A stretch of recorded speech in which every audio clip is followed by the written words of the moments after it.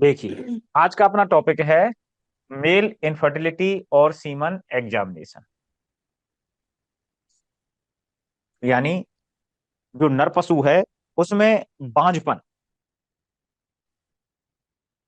क्या कारण है नर पशु में बांझपन के, उनके बारे में बात करेंगे। और दूसरा है सीमन एग्जामिनेशन, यानी जो वीर्य है उसका जब माइक्रोस्कोपिक हम एग्जामिनेशन करते हैं, ठीक है, या फिर हम आंखों की सहायता से जब देखते हैं, तो कौन कौन सी चीजों को देख करके ये पता लगाते हैं कि जो वीर्य है वह अच्छा है, और अच्छा है तो कितना अच्छा है और कितना बुरा है। यानी बुरे से मतलब है कि निषेचन करने की क्षमता, या फिर जो पशुओं को गर्भित करने की क्षमता। ठीक है, तो शुरुआत करते हैं मेल इनफर्टिलिटी से। ठीक, तो देखो, तो कुछ डेफिनेशन है उनके बारे में बात करते हैं सबसे पहले।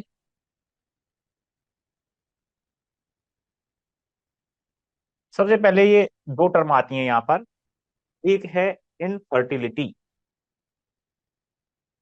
इनफर्टिलिटी किसे कहते हैं?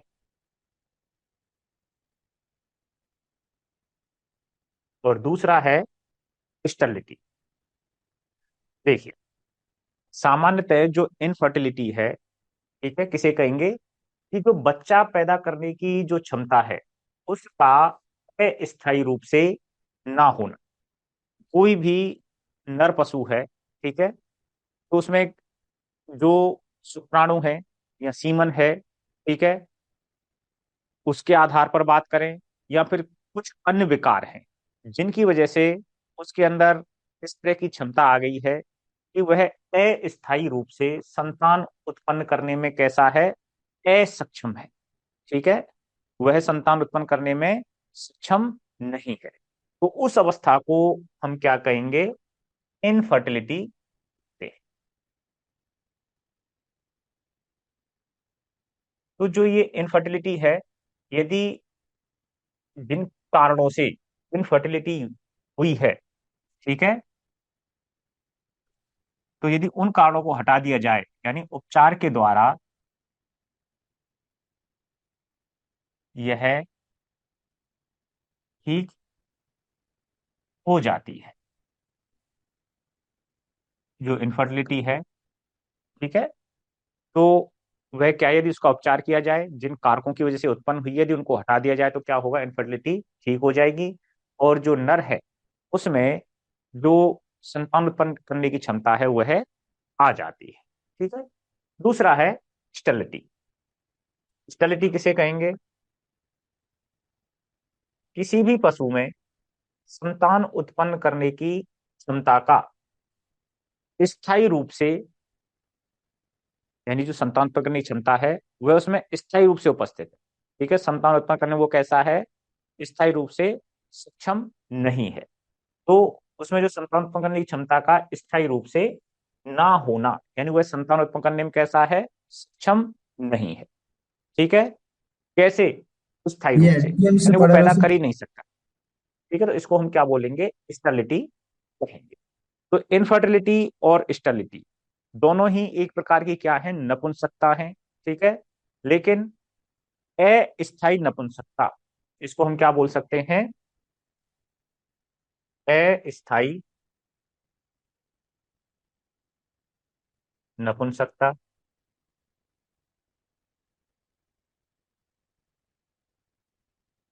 और इसको क्या बोलेंगे हम? स्थायी नपुंसकता।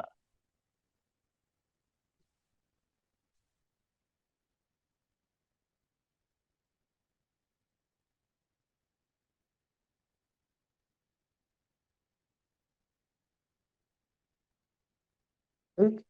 यदि कोई पशु संतान उत्पन्न करने में अस्थायी रूप से सक्षम नहीं है, ठीक है, संतान उत्पन्न करने की क्षमता उसमें नहीं है, लेकिन कैसे? अस्थायी रूप से, तो वह अवस्था क्या कहलाएगी? इनफर्टिलिटी कहलाएगी।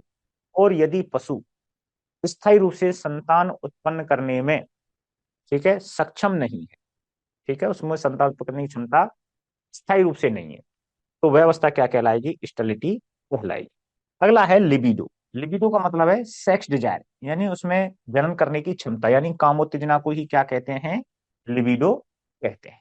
ठीक है, अब यही टर्म जैसे हम बात करेंगे आगे इनफर्टिलिटी और स्टेरिलिटी के बारे में, तो ये चीजें आगे आने वाली है। तो हमें ये क्लियर होना चाहिए पहले कि इनफर्टिलिटी हम किसे कह रहे हैं, ठीक है, और स्टेरिलिटी हम किसे कह रहे हैं। देखिए, सबसे पहले बात करते हैं कि जो इनफर्टिलिटी है, ठीक है, यानी जो बच्चा पैदा करने की जो क्षमता है वह अस्थायी रूप से है जानवर के अंदर, ठीक है, तो वो किस कारण से आती है। तो इनफर्टिलिटी का मतलब क्या हो गया?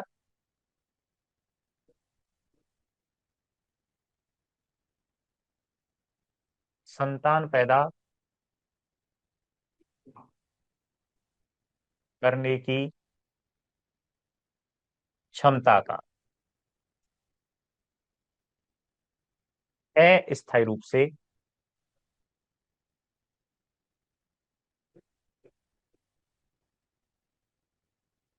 ना होना, ठीक है, यानी अगर इन कारकों को हटा दिया जाए तो उसमें संतान करने की क्षमता वापस आ जाएगी, ठीक है।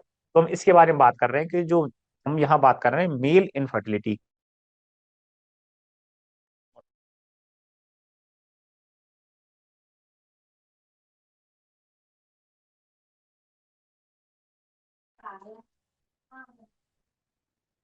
आवाज ना आ रही सर। आवाज ना आ रही sir ji. Hello sir. Hello hello, कहाँ गए अरे सब? अरे मास्टर साहब। अरे कुछ तगड़ा करो।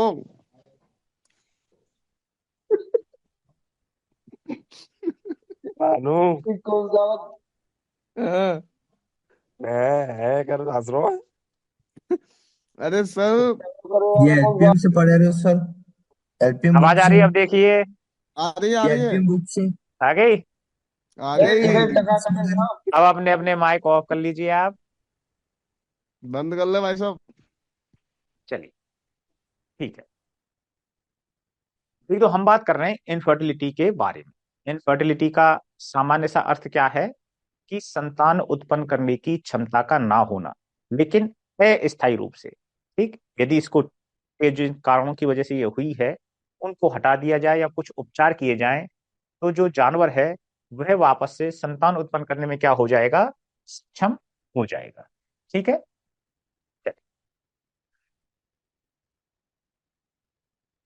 तो सबसे पहले बात करते हैं, यहाँ जो इनफर्टिलिटी है वो दो प्रकार की है। कौन कौन सी? इम्पोटेंशिया कोंडाई और दूसरी है इम्पोटेंशिया जेनेरेंडाई, ठीक है। तो इम्पोटेंशिया कोंडाई से क्या अर्थ है और इम्पोटेंशिया जेनेरेंडाई से क्या अर्थ है, ठीक है। तो यहां बात करते हैं कि जो इम्पोटेंशिया कोंडाई है, यहां पर जो नर है उसमें सीमन तो कैसा होता है? सामान्य। यानी यहां पर शुक्राणुओं की वजह से या वीर्य की वजह से इनफर्टिलिटी नहीं है, ठीक है। जो उसका सीमन है उसमें अंडे को निषेचित करने की क्षमता तो है। फिर कारण क्या है? कारण है काम उत्तेजना का ना होना।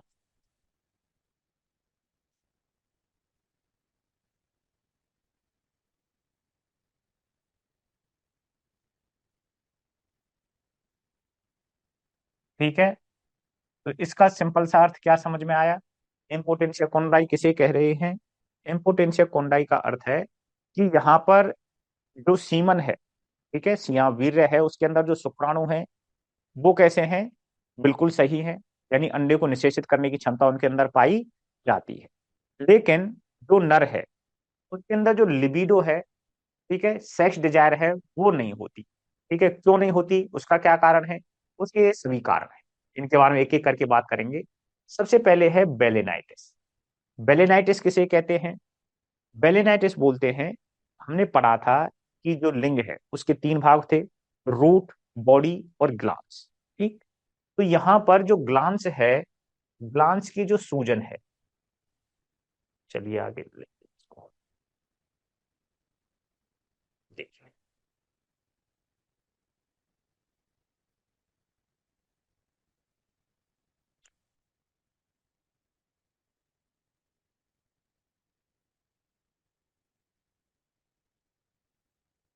हम बात कर रहे हैं इम्पोटेंशिया कोंडाई के बारे में। इम्पोटेंशिया कॉन्डाई।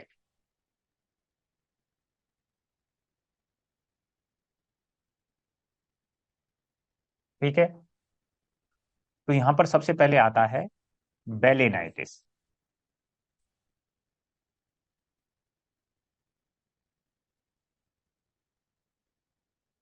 बेलेनाइटिस में क्या होता है? ग्लांस पेनिस की सूथ, यानी सूजन, सोथ या सूजन। तो उसमें सोथ या सूजन रहेगी, तो सूजन की वजह से दर्द रहेगा, और जो नर है वह कॉपुलेशन करने में क्या रहेगा, असहज रहेगा, या क्या कर पाएगा, उसमें सेक्स डिजायर खत्म हो जाएगी। ठीक है, बेलेनाइटिस किसे बोल रहे हैं? ग्लांस पेनिस की सूथ। दूसरा है पोस्टाइटिस।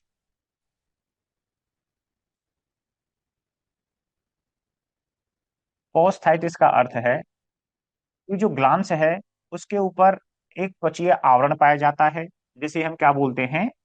पीयूष। ग्लांस के ऊपर उपस्थित त्वचीय आवरण क्या कहलाता है? प्रीप्यूस। प्रीप्यूस की जो सूथ है या सूजन है, वही क्या कहलाती है? पोस्थाइटिस कहलाती है। ठीक।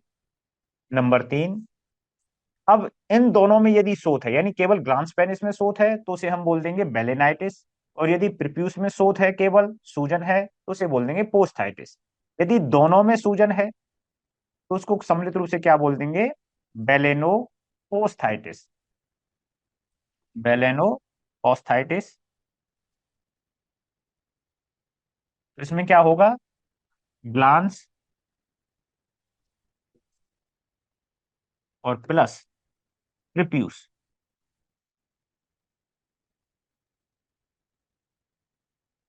दोनों की सोथ, दोनों की सोथ क्या कहलाएगी? बेलेनोपोस्थाइटिस कहलाती है। नेक्स्ट,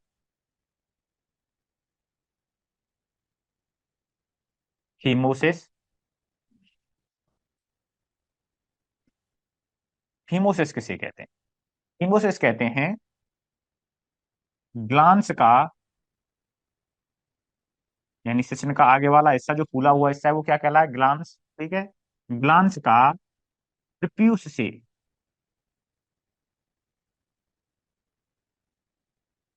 प्रीप्यूस से बाहर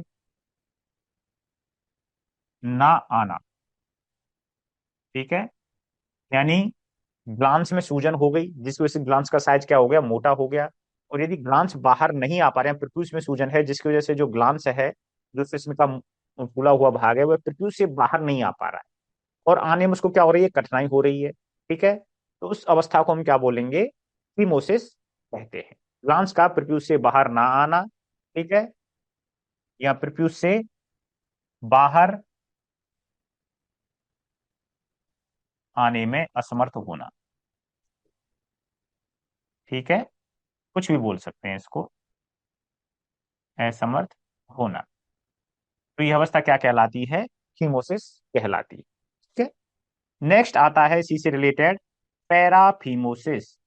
पैराफीमोसिस।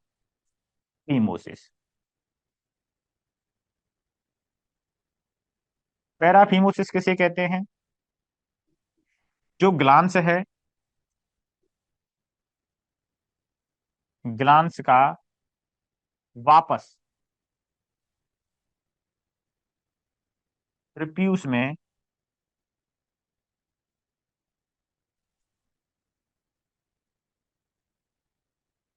ना जा पाना,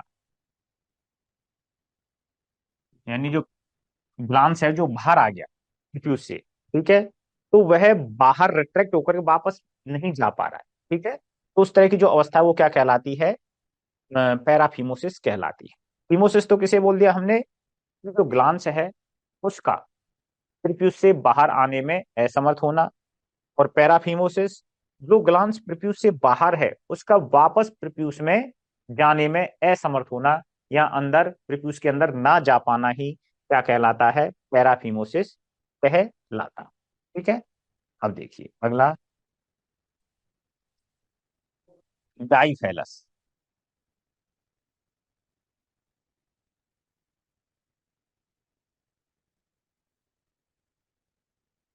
शिश्न का द्विशाखित होना, शिश्न का द्विशाखित होना। ठीक है, इसके अलावा फेलोकैंपस,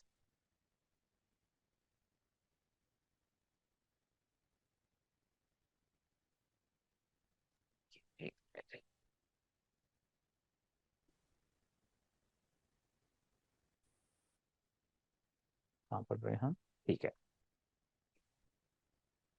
फेलोकैंपस हो गया। ठीक है, और प्रोप्यूस का ट्यूमर हो गया, और पेनिस का टूटना। फेलोकैंपस यानी जो शिश्न है उनका एक तरफ मुड़ जाना।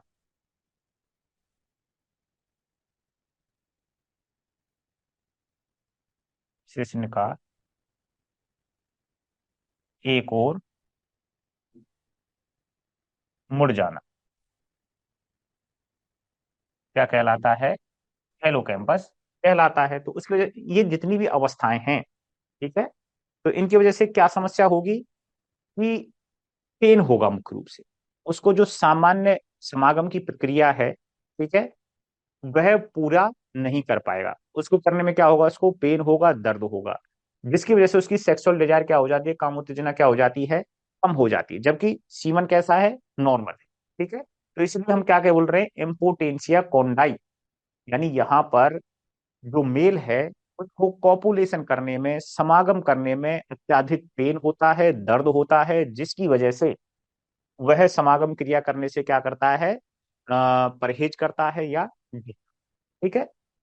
तो क्या हो गया, एक तरह से ये इम्पोर्टेंसिया कोंडाई के कारण बनते हैं। प्रीप्यूस का ट्यूमर, पेनिस का टूटना, ठीक है, कहीं ना कहीं चोट लग गई, और प्रीप्यूस के ऊपर यदि ट्यूमर है, तो वही चीजें सब किसके कारण बनते हैं, ये पेन के दर्द के कारण बनते हैं। ठीक, तो इम्पोर्टेंसिया कोंडाई के कारण ये सभी शामिल हैं इसमें, बेलेनाइटिस, पोस्थाइटिस, बेलेनोपोस्थाइटिस, फीमोसिस, पैराफीमोसिस, ठीक है, फेमोसिस या फीमोसिस कुछ भी बोल सकते हैं इसे, कोई दिक्कत नहीं, प्रोनाउंसिएशन वाली बात है। डाइफेलस, फेलोकैंपस, प्रोप्यूस का ट्यूमर, पेनिस का टूटना।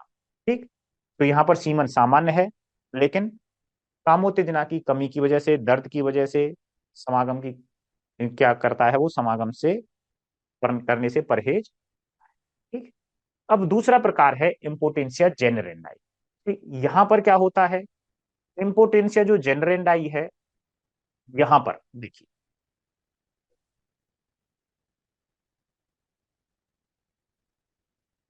यहां पर जो सेक्सुअल डिजायर है वो तो होती है,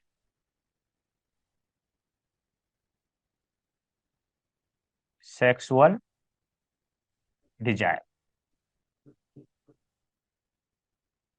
उपस्थित, ठीक है, लेकिन सेक्सुअल डिजायर तो उपस्थित है, लेकिन दो कारण कौन से निकल के आते हैं, कि यहाँ पर सीमन उत्पादन सामान्य हो रहा है, ठीक है, और दूसरा है कि सीमन उत्पादन असामान्य हो रहा है। सीमन उत्पादन सामान्य से मतलब है कि नॉर्मल जो सीमन है, जो बनता है, दिखने में, अपीयरेंस में सब कुछ सही है, लेकिन वहां पर कुछ डिफेक्ट होते हैं, जिसकी वजह से जो शुक्राणु है वो अंडे को निषेचित नहीं कर पाते।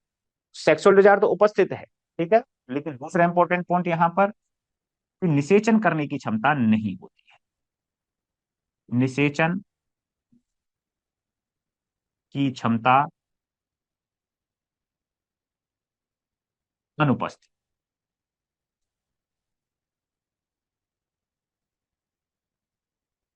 अब आपको यहाँ अंतर स्पष्ट दिखाई दे रहा होगा कि यहाँ पर सेक्सुअल डिजायर उपस्थित है, लेकिन यहाँ पर सेक्सुअल डिजायर, एक मिनट, एक मिनट, इसको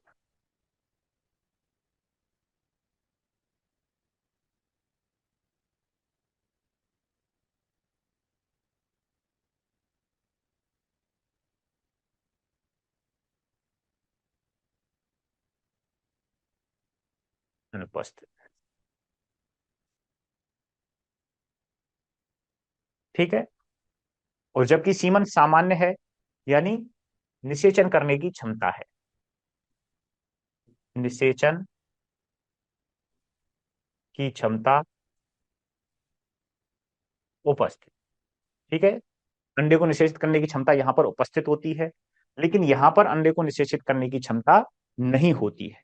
ठीक है, तो नहीं है, उसके कारण तो क्या होंगे कि जो स्पर्म है उनमें किसी ना किसी प्रकार का डिफेक्ट है। तो वो डिफेक्ट कौन कौन से हैं?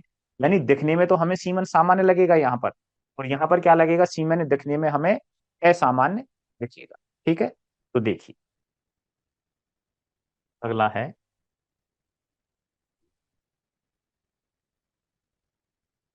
क्या हो गया, एक मिनट।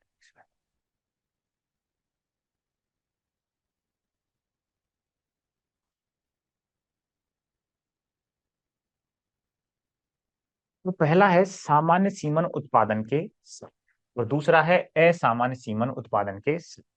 कि जो इनफर्टिलिटी आई है, ठीक है, इसके अंतर्गत अ, जो सामान्य सीमन उत्पादन के साथ इम्पोटेंसिया जेनेरेंडाई के अंतर्गत, ये दोनों किसके कारण है? इम्पोटेंसिया जेनेरेंडाई, इम्पोटेंसिया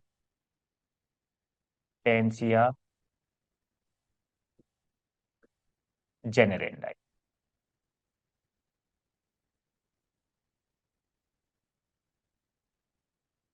यानी यहां पर जो सीमन है उसमें शुक्राणु के अंदर अंडे को निषेचित करने की क्षमता नहीं होती है। वो क्यों नहीं होती है? पहला कारण है कि कुछ संक्रामक बीमारियां हैं जिनकी वजह से शुक्राणुओं में कुछ डिफेक्ट पैदा हो जाते हैं। ठीक है, और अंडे को निषेचित नहीं कर पाते। तो वो संक्रामक बीमारियां कौन कौन सी हैं? ठीक है, तो इन्फेक्शियस पुरुलेंट वल्वोवेजाइनाइटिस, ठीक, दूसरी है ब्रूसेलोसिस, ट्राइकोमोनियसिस, कैम्पाइलोबैक्टीरियसिस। तो ये कुछ बीमारियां होती हैं, संक्रामक बीमारियां, जिनकी वजह से जो शुक्राणु हैं उनके अंदर डिफेक्ट आ जाते हैं, और वो अंडे को निषेचित करने में क्या रहते हैं? असमर्थ रहते हैं। कुछ आनुवंशिक बीमारियां हैं, ठीक है, जैसे डाइडम डिफेक्ट, इनको लिख देते हैं एक बार, इनके बारे में बात भी करेंगे। डाइडम डिफेक्ट, दूसरा नॉब डिफेक्ट, तीसरा dag defect, pseudo droplet defect, pseudo droplet, और corkscrew defect.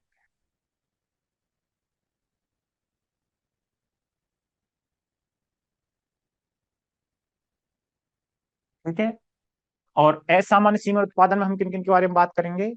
टॉर्किडिज्म, testicular hypoplasia, testicular degeneration, orchitis, testicular calcification, epididymitis, seminal vesiculitis, prostatitis, testicular fibrosis, scrotal inguinal hernia.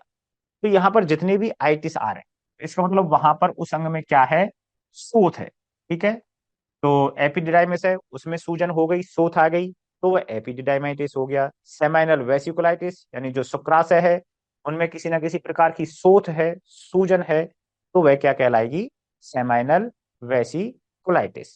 प्रोस्टाइटिस, prostate ग्रंथि, ठीक है, यदि उसमें सूजन है, किसी प्रकार की इन्फ्लामेशन है, तो वह क्या कहलाएगी? स्टाइटिस कहलाती है। ठीक, अब देखिए हाइपो और हाइपर।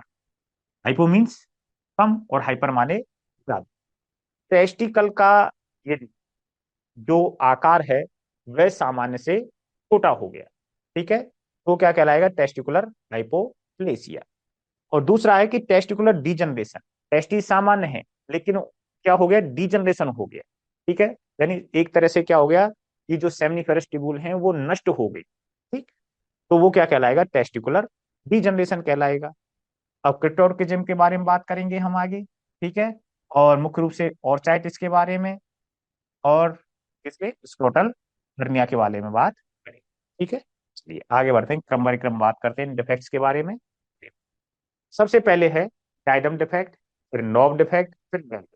ये तीनों ही डिफेक्ट इंपॉर्टेंट हैं, लेकिन इनको पढ़ने से पहले हमें पता होना चाहिए कि जो स्पर्म है उसका सामान्य आकार किस तरह से होता है।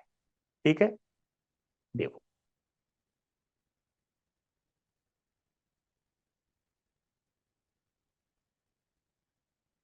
ये शुक्राणु है, ठीक है।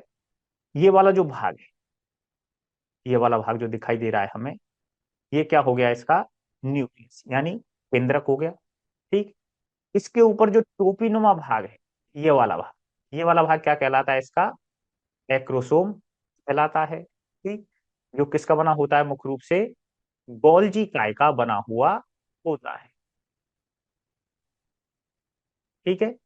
दो पार्ट हो गए इसके, ये हेड वाले भाग में क्या हो गया इसका, ये तो न्यूक्लियस हो गया, और दूसरा भाग क्या हो गया, एक्रोसोम हो गया, ठीक। अब यहीं पर गर्दन वाले भाग में क्या होता है, सेंट्रियोल होता है, ठीक है। फिर इसका ये मध्य भाग है, यहाँ पर क्या पाए जाते हैं, माइटोकॉन्ड्रिया पाए जाते हैं। क्या पाए जाते हैं, माइटोकॉन्ड्रिया, जो इसके लिए क्या प्रदान करते हैं, एनर्जी प्रदान करते हैं, इसके लिए, इसके मूवमेंट के लिए। और लास्ट में क्या रहती है, इसकी टेल रहती है, ठीक है। तो इसके मुख्य रूप से कितने भाग हो गए, तीन। एक तो हेड हो गया, एक मिड पीस हो गया, और एक इसका टेल हो गया, ठीक है। हेड, दूसरा मिड पीस, और तीसरा भाग क्या हो गया इसके, टेल यानी पूंछ। तो वहीं इसको थोड़ा सा डिटेल में बताया गया है कि ये इसका जो पिंक कलर का भाग है, ये पूरा क्या है इसका, एक्रोसोम हो गया। इसके अंदर ये न्यूक्लियस है, फिर यहाँ पर इसका ये सेंट्रियोल हो गया, और इसके बाद इसका ये मिड पीस हो गया, ठीक है। और लास्ट में क्या है इसकी टेल। तो हमें तीन भाग याद हैं इसके, कौन कौन से, न्यूक्लियस, एक्रोसोम, हेड वाले भाग में हो गए, बीच में सेंट्रियोल हो गया, और माइटोकॉन्ड्रिया हो गया, और लास्ट में क्या हो गया इसका, टेल वाला भाग हो गया। तो अब जो डिफेक्ट आएंगे वो इन्हीं से रिलेटेड रहेंगे, इस तरह से। पहला है डायडेम डिफेक्ट, किसे कहेंगे, यहां पर क्या होता है कि जो न्यूक्लियर पाउच है, ठीक है, उसके निर्माण में दोष आ जाता है, डिफेक्ट आ जाता है। न्यूक्लियर पाउच यानी ये वाला भाग तो न्यूक्लियस है, ये वाला जो भाग है इसका पूरा, ये क्या कहला रहा है, न्यूक्लियस पाउच कहलाता है। तो उसमें क्या आ जाता है, यहाँ पर कहीं ना कहीं गड्ढा, गड्ढे जैसी संरचना आ जाती है, ठीक है। तो इस तरह से देख सकते हैं हम। तो यहाँ पर क्या हो जाएगा, डिप्रेशन टाइप में आ जाएगा, तो ये क्या हो गया, गड्ढा, ठीक है। इसकी वजह से जो शुक्राणु है उसकी शेप कैसी हो जाती है, असामान्य हो जाती है, ठीक है। तो यानी केंद्रक में क्या हो गया, गड्ढा हो गया। तो इस प्रकार की अवस्था को हम क्या बोलते हैं, डायडम डिफेक्ट कहते हैं। तो डायडम डिफेक्ट किससे संबंधित है, केंद्रक में गड्ढे से संबंधित है, ठीक है, या न्यूक्लियर पाउच फॉर्मेशन में क्या हो जाती है, दिक्कत हो जाती है, ठीक, गड्ढा बन जाता है। तो इसे हम क्या बोल देते हैं, डायडम डिफेक्ट कह देते हैं। और यहाँ पर जो ग्लिया कैपिटस है वो क्या हो जाती है, ज्यादा मुड़ जाती है, ठीक। यानी जो हम क्या बोल रहे थे, जिसको एक्रोसोम कह रहे थे, उसके जो साइड के वो हैं वो क्या आ जाते हैं, नीचे ज्यादा आ जाते हैं, उसको आ जाते। दूसरा है नॉब डिफेक्ट। नॉब डिफेक्ट किसे कहेंगे, हमने पढ़ा था अभी, एक्रोसोम जो उसके टोपीनुमा वाला भाग है, ठीक है, उसकी मोटाई अधिक होना, ठीक। यदि इसकी मोटाई अधिक हो जाती है, ठीक है, जो एक्रोसोम है इसकी मोटाई सामान्य से अधिक हो जाती है, और केंद्र क्या हो जाता है, इससे दूर हो जाता है, तो यह डिफेक्ट क्या कहलाता है, एक नॉब डिफेक्ट कहलाता है, ठीक है।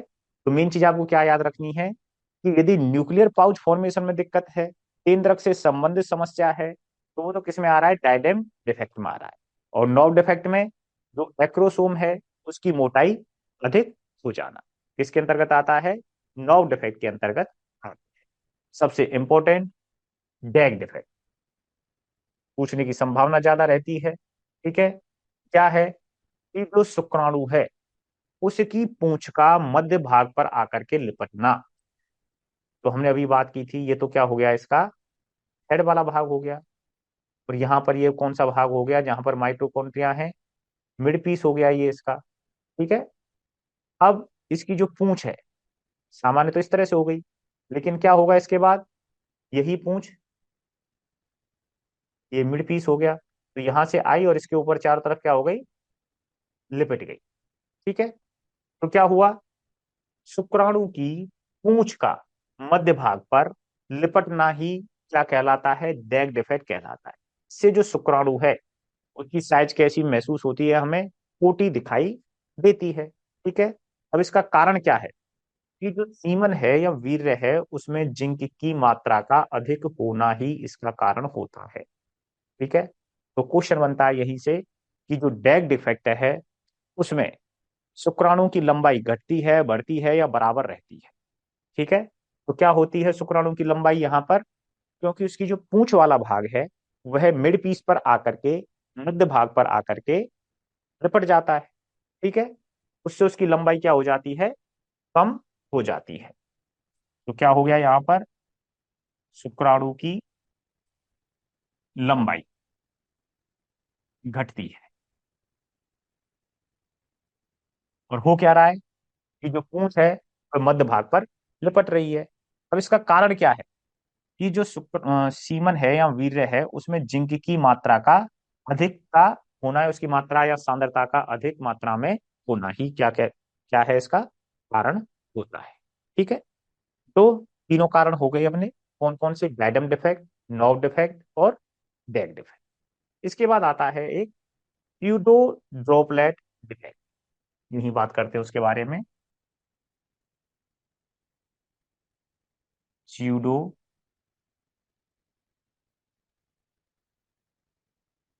ड्रॉपलेट डिफेक्ट, यानी इसमें जो स्पर्म दिखाई देता है वो इस तरह से दिखाई देता है कि जैसे उसकी जो ये वाले हिस्से है ना, कि उनके ऊपर कुछ ओस की बूंदें, बूंदों जैसी संरचना उसके ऊपर दिखाई देती है, यानी जगह जगह क्या होता है, रिंग दिखाई देती है। ठीक है, तो इसी अवस्था को क्या बोल देते हैं हम, स्यूडो ड्रॉपलेट डिफेक्ट बोल देते हैं। ठीक, नेक्स्ट है कॉर्क स्क्रू डिफेक्ट।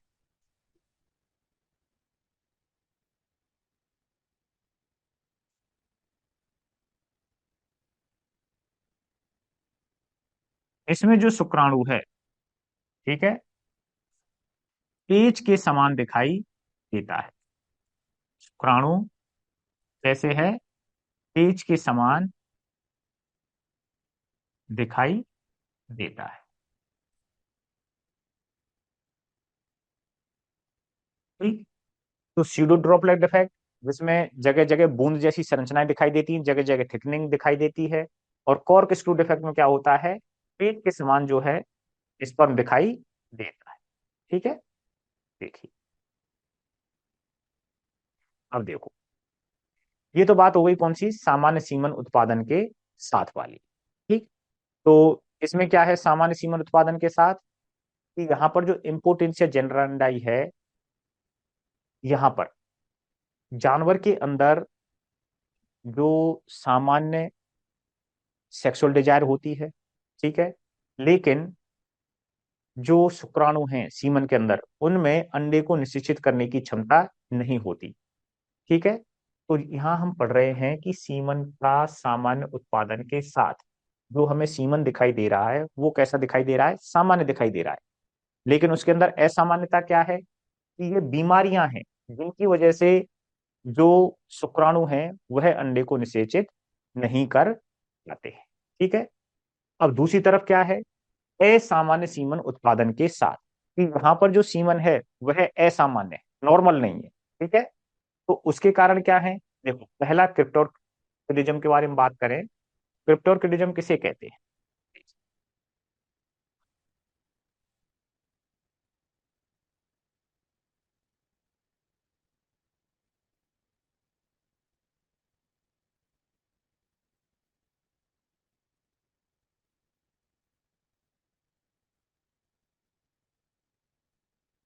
पॉइंट है कि सामान्यतः नर में जन्म के बाद या जन्म के समय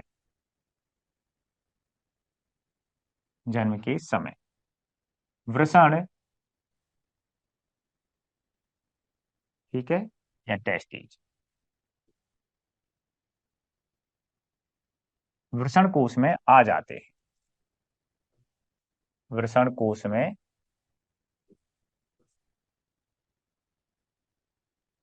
आ जाते हैं। ठीक है। लेकिन कभी कभी वृषण वृषण कोश में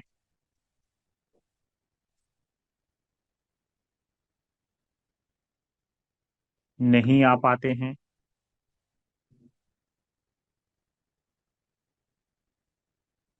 ठीक है, अब यहां नहीं आएंगे तो कहाँ होंगे? लेकिन कभी कभी वृषण वृषण कोश में नहीं आ पाते हैं और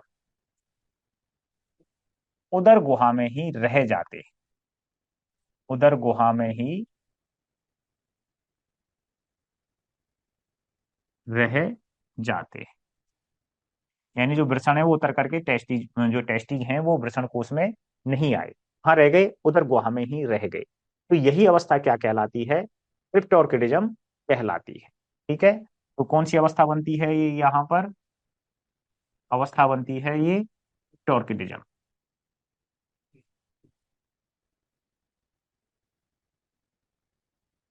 ठीक है, अब देखिए कभी कभी क्या होता है कि जो टेस्टीज है, ठीक है, ऊपर से उदर गुहा से उतरना तो शुरू करते हैं। ठीक है, उदर गुहा से नीचे उतरना शुरू करते हैं, लेकिन पूरी तरह से वृषण कोश में भी नहीं आ पाते हैं और बीच में ही रह जाते हैं। ठीक है, तो कभी कभी जो टेस्टीज हैं, देखिए कभी कभी टेस्टीज पूर्ण रूप से उदर गुहा से वृषण कोश में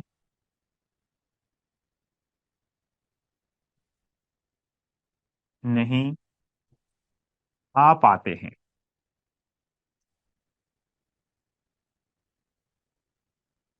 और बीच में ही, ठीक है, बीच में ही कहां पर ये बोल सकते हैं? इंग्वाइनल कैनाल में। इंग्वाइनल कैनाल में रह जाते।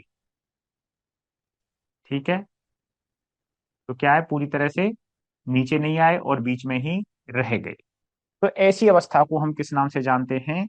हाई फ्लैंकर के नाम से जानते हैं। हाई फ्लैंकर,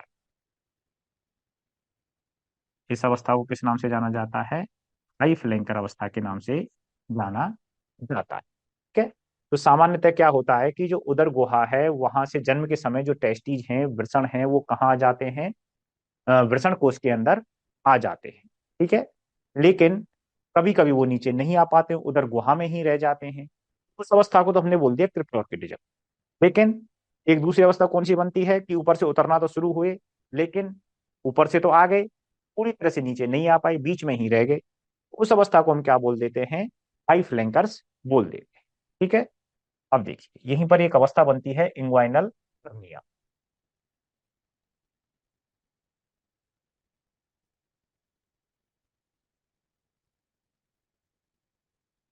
इंग्वाइनल हर्निया, इसमें क्या होता है? इस तरह से देखें,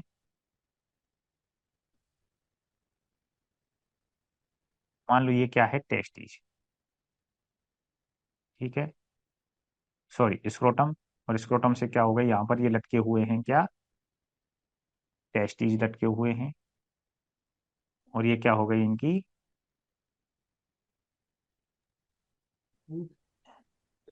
स्पर्मेटिक अरे सर जी, और, ज्यादा वो करो तुम्हारे बोड़े स्क्रीन छोटी पड़ गई। हाँ हाँ, अरे भाई ये इसकी रिकॉर्डिंग बंद करो, किसकी चल रही है? आवाज नहीं, आवाज नहीं, आप देखो इसे, है ना? देखिए अरे सर अब यहाँ तुम्हारी पर जो स्क्रीन ये नहीं ना दिख रही। है, क्या हो गया? किसी की स्क्रीन रिकॉर्डिंग चल रही है भाई, तुम्हारी स्क्रीन ना दिख रही। स्क्रीन नहीं दिख रही? हाँ, कोई ने स्क्रीन स्क्रीन रिकॉर्डिंग चालू कर ली है बात। ब्रिजेश भाई कौन था? तो इससे क्या फर्क पड़ रहा है? अरे छोटी पड़ गई ना स्क्रीन। तुम ना दिख रहे मैं। मार साहब तो गायब ना हुए। अरे चलो कोई बोर्ड नहीं तो यार, गायब है गो। चलो आप बंद कीजिए अभी। ओके।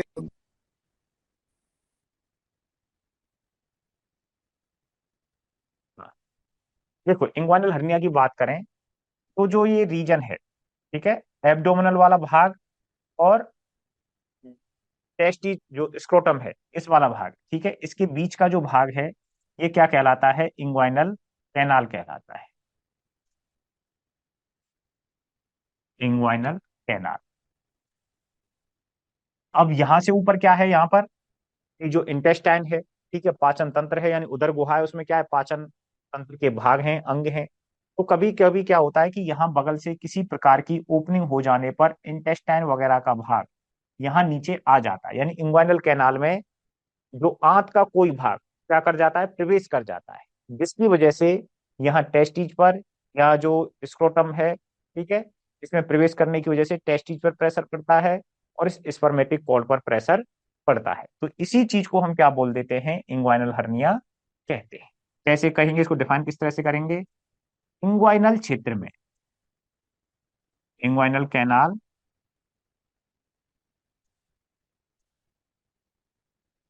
में आंत के किसी भाग का, किसी भाग के प्रवेश कर जाने क्या कहते हैं? हम इंग्वाइनल हर्निया कहते हैं। तो इससे क्या फर्क पड़ता है कि यहाँ पर ये प्रेशर पड़ता है तो जो स्पर्मेटोजेनेसिस की प्रक्रिया है वो प्रभावित होती है, ठीक है, दर्द पेन वगैरह होता है, उसको ब्लड सप्लाई वगैरह रुक जाती है, और जो शुक्राणुओं के निर्माण पर क्या पड़ता है? प्रभाव पड़ता है। तो ये बात हो गई किसके बारे में? इंग्वाइनल हर्निया के बारे में। ठीक। अब देखिए और कौन कौन सी अवस्थाएं हैं जो मुख्य रूप से हमें बात करनी है, ठीक है। ऑर्थराइटिस क्या हो गई कि जो टेस्टिज वगैरह हैं उनकी जो सोच है वो क्या कहलाएगी? अपनी ऑर्थराइटिस हो गई, ठीक। और टेस्टिकुलर कैल्सिफिकेशन, टेस्टिज के अंदर यदि कैल्शियम का जमाव हो जाता है, ठीक है, तो जिससे क्या है कि वहां पर जो नॉर्मल शुक्र जनन की प्रक्रिया चल रही है वो प्रभावित होती है, ठीक। तो ये जो सभी क्रियाएं हैं, जो सभी कारण हैं, ये किसको प्रभावित करते हैं? शुक्र जनन को प्रभावित करते हैं, जिसकी वजह से शुक्राणुओं के निर्माण पर क्या पड़ता है? असर पड़ता है, ठीक है, या शुक्राणु निर्माण की प्रक्रिया है वो क्या हो जाती है? बंद हो जाती है। इसलिए हम बोल रहे हैं यहाँ पर असामान्य सीमन उत्पादन के साथ कि जो सीमन का नॉर्मल उत्पादन होना चाहिए वो नॉर्मल नहीं हो पाता है, शुक्राणुओं की कमी हो जाती है, जिसकी वजह से जो अंडे को निषेचित करने की क्षमता है वो यहाँ पर नहीं रह पाती है, ठीक है। तो देखिए हमने मुख्य रूप से किन किन के बारे में बात की। सबसे पहले हमने बात की इनफर्टिलिटी के बारे में। इनफर्टिलिटी का क्या अर्थ है कि जो नर है, ठीक है, या कोई भी पशु है जिसके अंदर नपुंसकता है, यानी संतान उत्पन्न करने की क्षमता नहीं है, वह अस्थायी रूप से होती है।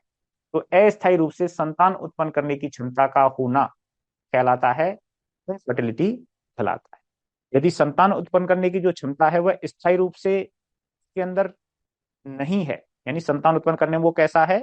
सक्षम नहीं है, तो वह स्थिति कैसी है? स्थायी है, वो ठीक नहीं हो सकती। उस अवस्था को हम बोलते हैं स्टेरिलिटी, ठीक है। अब हमने बात की मेल के अंदर कि जो इनफर्टिलिटी है, इनफर्टिलिटी से मतलब क्या समझा हमने कि जो संतान पैदा करने की क्षमता है उसका अस्थायी रूप से ना होना, ठीक है, कि उसके अंदर जो संतान उत्पन्न करने की क्षमता है वह अस्थायी रूप से क्या है वहां पर उपस्थित, ठीक। तो जो इनफर्टिलिटी है वो दो प्रकार की है, इम्पोटेंशिया कोंडाई और इम्पोटेंशिया जेनेरेंडाई, ठीक है। इम्पोटेंशिया कोंडाई में क्या होगा कि जो सीमन है वह तो कैसा है? सामान्य, यानी यदि इस सांड के सीमन से हम मादा को गर्भित करें, एआई करें, तो मादा गर्भित हो जाएगी, है ना। लेकिन यह प्राकृतिक रूप से समागम करने में क्या है? असमर्थ है, यानी सेक्सुअल डिजायर उसमें क्या है? अनुपस्थित है। क्यों है?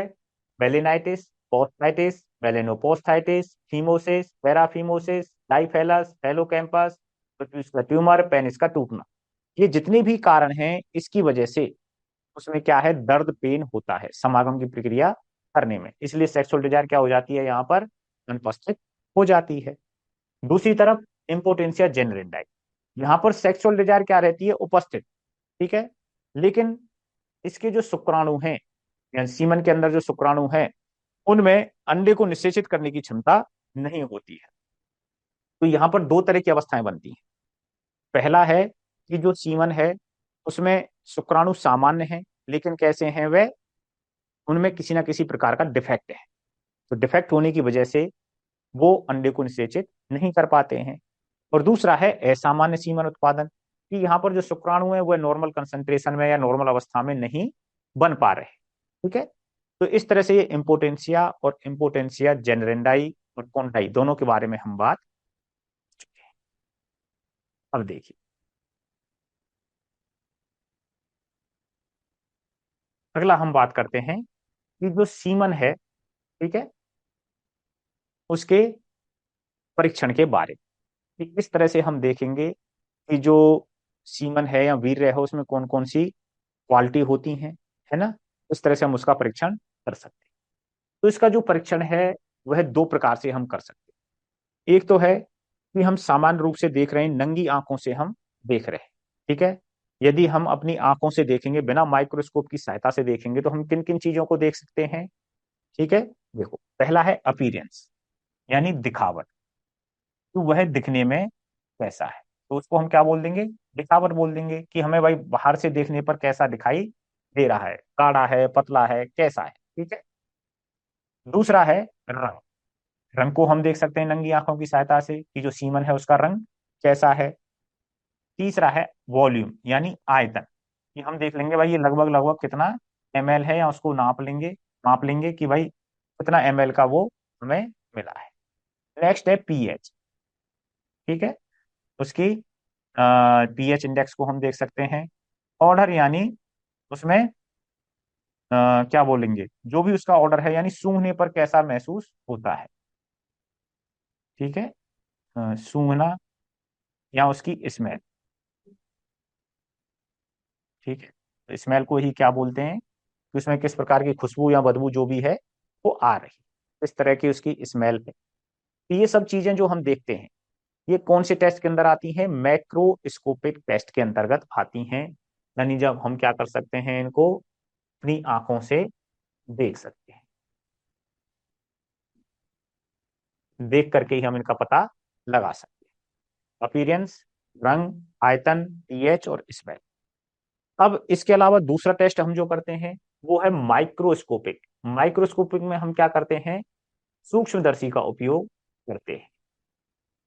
तो यहां पर किसका उपयोग किया जाता है, सूक्ष्मदर्शी का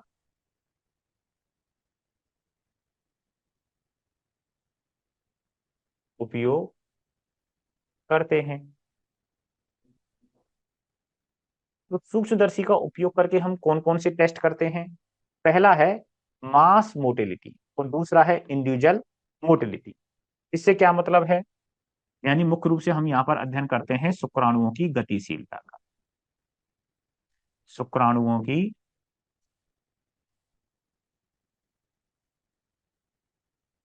गतिशीलता का। दूसरा हम सूक्ष्म माइक्रोस्कोपिक की सहायता से किसका टेस्ट करते हैं, लाइव एंड डेड, इसको इस तरह से लिखते हैं, जीवित व मृत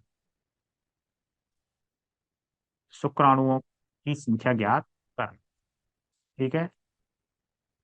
तो ये टेस्ट किए जाते हैं किसकी सहायता से, सूक्ष्मदर्शी की सहायता से, ठीक है। तो जो वीर्य परीक्षण है, सीमन एग्जामिनेशन है, उसमें पहला टेस्ट है मैक्रोस्कोपिक, यानी जो मोटा मोटा हम देख सकते हैं अपनी नंगी आंखों की सहायता से, ठीक है, दिखने में कैसा है, रंग कैसा है, आयतन कितना है, पीएच कितना है, और उसकी स्मेल यानी ऑर्डर कैसा है। दूसरा है माइक्रोस्कोपिक टेस्ट, यहाँ पर हम किसका उपयोग करते हैं, सूक्ष्मदर्शी का उपयोग करते हैं। जिसकी सहायता से हम शुक्राणु की गतिशीलता का अध्ययन करते हैं। और दूसरा, जीवित व मृत शुक्राणुओं का पता हम लगाते हैं। देखिए, अब यहाँ पर हम जो बात करेंगे वो किस किस के बारे में करेंगे। एक तो आयतन हो गया, दूसरा पीएच हो गया, और तीसरा हो गया शुक्राणुओं की सांद्रता। ठीक है, तो इन तीन के बारे में हम यहाँ इस इंडेक्स में बात करते हैं। यानी बुल काउ, जो सांड है, गाय का जो मेल होता है, तो उससे हमें सामान्यतः कितना सीमन प्राप्त होता है। तो उसका जो एवरेज है वो लगभग कितना है, 4 ml सीमन यहाँ पर प्राप्त होता है। ठीक है, यदि बफेलो बुल की बात करें तो यहाँ भी लगभग 3 से 4 ml सीमन जो है प्राप्त होता है। हॉर्स से हमें कितना मिलता है, 125 ml, और सुअर से 150 ml, बक और रैम से 1 ml, डॉग से 10 ml, और जो मुर्गा है उससे 0.1 ml सीमन प्राप्त होता है। ठीक है, तो हमने जब देखा मैक्रोस्कोपिक टेस्ट के अंतर्गत कौन सा वॉल्यूम वाला पार्ट, तो किस जानवर से कितना सीमन हमें मिल सकता है। तो गाय भैंस की बात करें तो वहां लगभग 4 ml ही प्राप्त होता है। ठीक है, हॉर्स की बात करें तो ऑन एवरेज कितना है, 125 ml सीमन प्राप्त होता है। पिग से 250 ml, बक और रैम से लगभग 1 ml सीमन प्राप्त होता है, और डॉग से 10 ml, और मुर्गे से लगभग 0.1 ml सीमन प्राप्त होता है। तो यहाँ पर सबसे ज्यादा की बात करें वो किससे प्राप्त हो रहा है, पिग से प्राप्त हो रहा है। ठीक है, इन सभी में सबसे कम मिल रहा है वो किससे है, मुर्गे से। लेकिन हम पशुओं में ही बात करें तो वो मिलता है हमें किससे, बैम से। ठीक है, जो बकरा है या मेढ़ा है उससे लगभग हमें कितना मिलता है, 1 ml सीमन प्राप्त होता है। अगला है पीएच। ठीक है, तो पीएच, किस जानवर के सीमन की पीएच कितनी होती है। ठीक है, तो काव बुल की, बफेलो बुल की, दोनों की कितनी है, सेम सेम है, 6.7, और साथ में डॉग की भी जो पीएच है वो कितनी है, 6.7 है। इन दोनों से, इन सभी तीनों से थोड़ी सी ज्यादा होती है किसकी, बक या रैम की। और जबकि पिग और हॉर्स दोनों की कैसी है, 7.4 होती है। तो इसका अर्थ ये हुआ कि जो हॉर्स और पिग है इनका जो सीमन होता है वो कैसा होता है, हल्का क्षारीय प्रकृति का होता है। बाकी ये जो सभी अन्य हैं इनका सबका कैसा है, हल्का अम्लीय होता है। ठीक है, और जबकि ये जो दो हैं, हॉर्स और पिग हैं, इन दोनों का कैसा है, हल्का क्षारीय होता है। बाकी सबका कैसा है, हल्का अम्लीय होता है। अब इनकी स्पर्म कंसंट्रेशन से मतलब है कि प्रति ml जो सीमन है उसमें शुक्राणुओं की संख्या कितनी होती है। ठीक है, यानी शुक्राणु की जो संख्या है, और वो किस में नाप रहे हैं हम, मिलियंस में, मिलियन पर ml। ठीक है, तो चाहे तो हम काउ, ये जो बुल है उसकी बात करें, चाहे बफेलो बुल की बात करें, दोनों से जो हमें स्पर्म कंसंट्रेशन मिलती है वो कितनी मिलती है, 1200 मिलियन पर ml प्राप्त होती है। घोड़े के सीमन में जो स्पर्म कंसंट्रेशन है वो कितनी है, 120 मिलियन पर ml होती है, और सुअर में 150 मिलियन पर ml होती है। ठीक, जबकि रैम और बक में कितनी है, 3000 मिलियन पर ml होती है, और डॉग के केस में पर ml कितनी है, 120 मिलियन पर ml स्पर्म कंसंट्रेशन होती है। तो यहाँ पर जो सामान्यतः पूछा जाता है क्वेश्चन, वो या तो पूछा जाएगा सांड के बारे में। ठीक है, कि सांड के शुक्र जो इस सीमन है उसमें शुक्राणुओं की सांद्रता कितनी होती है, तो कितनी होती है, 1200 मिलियन पर ml। और दूसरा क्वेश्चन पूछा जाता है कि सबसे अधिक जो शुक्राणुओं की सांद्रता है वो किसके सीमन में मिलती है, तो वो मिलती है बक या रैम के सीमन, और कितनी होती है, 3000 मिलियन पर ml होती है। ठीक है, घोड़े के में कितनी मिल रही है हमें, 120 मिलियन पर ml मिल रही है, और पिग में 150 मिलियन पर ml प्राप्त होती है। ठीक है। तो इस तरह से यहाँ पर अपने पीएच, स्पर्म कंसंट्रेशन और उसका वॉल्यूम, इनके बारे में हमने, ठीक है। अब देखिए अगला है एक्सपीरियंस। ये जो सीमन है उसको जब हम देखते हैं, ठीक है, तो किस किस तरह का हमें सीमन जो है वीर्य है दिखाई देता है और उसको हम किस ग्रेड में रखते हैं। यदि हमें जो सीमन है वह है थिक क्रीमी, क्रीमी का मतलब हो गया गाढ़ा क्रीम जैसे, गाढ़ा क्रीम जैसा, तो वह किसके अंदर आएगा, एक्सीलेंट गुणवत्ता के अंतर्गत आता है। यानी वो कैसा है, बहुत बहुत अच्छा है, ठीक है। दूसरा है, यदि हमें सीमन दिखाई देता है जब हम देख रहे हैं, तो हमें उसका गाढ़ापन कैसा लग रहा है, तिली क्रीम के जैसा है। यानी गाढ़ा तो है लेकिन तिली क्रीम के जैसा है, तो वो कैसा है, ठीक है, बहुत अच्छा है ना। और यदि कैसा है, गाढ़े दूध जैसा, गाढ़े दूध जैसा, तो उसको हम बोल देंगे हाँ ठीक है ऐसा, है ना। उसको क्या बोल देंगे हम, ठीक बोल देंगे। और फिर है पतले दूध जैसा, तो वैसे तो आता है ये ठीक ठाक में आता है, ठीक है, इसके अंतर्गत आता है, ठीक ठाक के अंतर्गत आता है। और जो केवल पानी जैसा है, पानी जैसा है तो वहां पर तो ये कि स्पर्म क्या है, ना के बराबर ही है ना, तो वो तो बहुत पुअर है, ये कैसा हो गया, बेकार। लेकिन हम बात करें तो जो ये दोनों कंडीशन है, फेयर वाली और पुअर वाली, तो इन दोनों कंडीशन में हम अवॉइड करते हैं कि उस सीमन को हम गर्भाधान के काम में लगाएं। बाकी यहाँ तक जो एक्सीलेंट और वेरी गुड और गुड तक जो है, उस सीमन को हम एआई के या गर्भाधान के काम में ले सकते हैं। बाकी एक्सीलेंट और वेरी गुड ही सबसे ज्यादा अच्छा होता है, ठीक है। बाकी नीचे के जो दोनों हैं वो कैसे हैं, बेकार सीमन होता है, ठीक है, क्योंकि यहाँ पर शुक्राणुओं की सांद्रता क्या होती है, कम होती है, ठीक है। तो ये हो गए दिखावट के आधार पर, यानी आपसे पूछे कि थिक क्रीम, ये गाढ़ी क्रीम जैसा जो वीर्य है वो किस श्रेणी के अंतर्गत आएगा, एक्सीलेंट श्रेणी के अंतर्गत आएगा। और थिन क्रीमी कौन सी के अंतर्गत आएगा, वेरी गुड श्रेणी के अंतर्गत आएगा। और थिक मिल्की किस में आएगा, गुड के अंदर आएगा। थिन मिल्की रेयर कंडीशन के अंतर्गत आएगा और वाटरी पुअर कंडीशन के अंतर्गत शामिल किया जाता है। ये तो हो गया वीर्य के गाढ़ेपन के हिसाब से उसका वर्गीकरण। नेक्स्ट हम बात करते हैं रंग के आधार पर, ठीक है। सामान्यतः जो सीमन है उसका रंग कैसा होता है, दूध जैसा या दूधिया कलर उसका होता है, ठीक है। लेकिन कभी कभी हमें देखने को मिलता है कि जो सीमन है वो कैसा होता है, हल्का पीला होता है। गाय भैंस की हम बात कर रहे हैं बुल के बारे में, तो जो सांड का बीवन है, जो क्या नाम है, वीर्य है, उसका सामान्य रंग कैसा होता है, दूधिया रंग का या क्रीमी व्हाइट रंग का होता है। लेकिन कभी कभी हमें कैसा दिखाई देता है, हल्के पीले रंग का दिखाई देता है। और उसका कारण क्या है, राइबोफ्लेविन वर्णक उसका कारण होता है, ठीक है। अब यदि भी हमें जो सीमन का रंग है, ठीक है, गहरा लाल दिखाई दे, ठीक है, यानी लाल रंग उसका दिखाई दे रहा है, उसका अर्थ क्या है कि जनन मार्ग में कहीं ना कहीं ताजा चोट लग गई है और वहां पर क्या हो रहा है, रक्तस्राव हो रहा है। तो उस रक्तस्राव के कारण ही जो सीमन है उसका रंग कैसा दिखाई देगा, जो गहरा लाल है वो दिखाई देगा, ठीक है।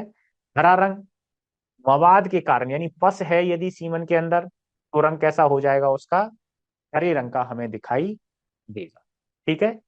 तो यदि गहरा लाल रंग है इसका मतलब क्या है कि वहां पर जो ताजा रक्तस्राव हो रहा है, ठीक है।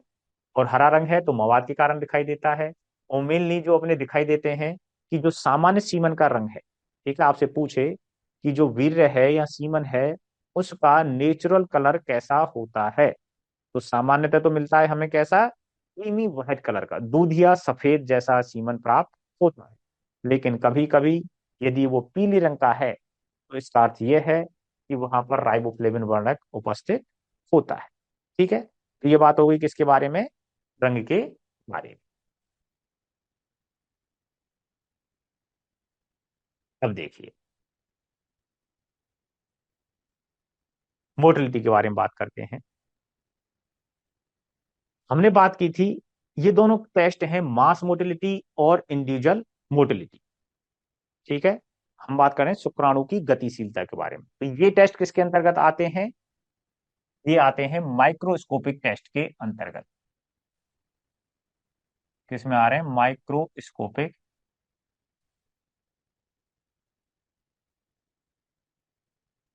और अभी तक जो हमने बात की थी वो किसके अंदर की थी? मैक्रोस्कोपिक टेस्ट के अंतर्गत बात की थी। अब माइक्रोस्कोपिक टेस्ट की हम बात करें तो यहां पर दो तरह की गतिशीलता है। पहली है मास मोटिलिटी और दूसरी है इंडिविजुअल मोटिलिटी। तो मास का अर्थ क्या होता है कि यानी संयुक्त रूप से, ठीक है, सभी को, मास यानी ज्यादा मात्रा में। तो जब हम जो सभी शुक्राणुओं की गतिशीलता को सम्मिलित रूप से देखते हैं, यानी जितने भी शुक्राणु हैं, हमने सीमन देखा, ठीक है, उसमें हम किसी एक शुक्राणु की गति को नहीं देख रहे, हम क्या देख रहे हैं कि सभी मिलकर के किस प्रकार की गति पैदा करते हैं। तो उसको बोलते हैं हम मास मोटिलिटी। ठीक है, और एक होती है इंडिविजुअल मोटिलिटी। इसमें हम क्या करते हैं कि प्रत्येक स्पर्म की अलग से हम गति देखते हैं। ठीक है, तो देखो इसके बारे में बात करें।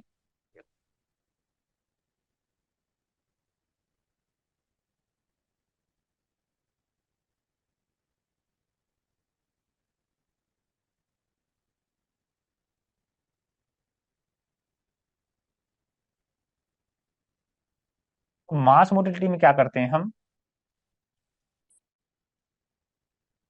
शुक्राणुओं की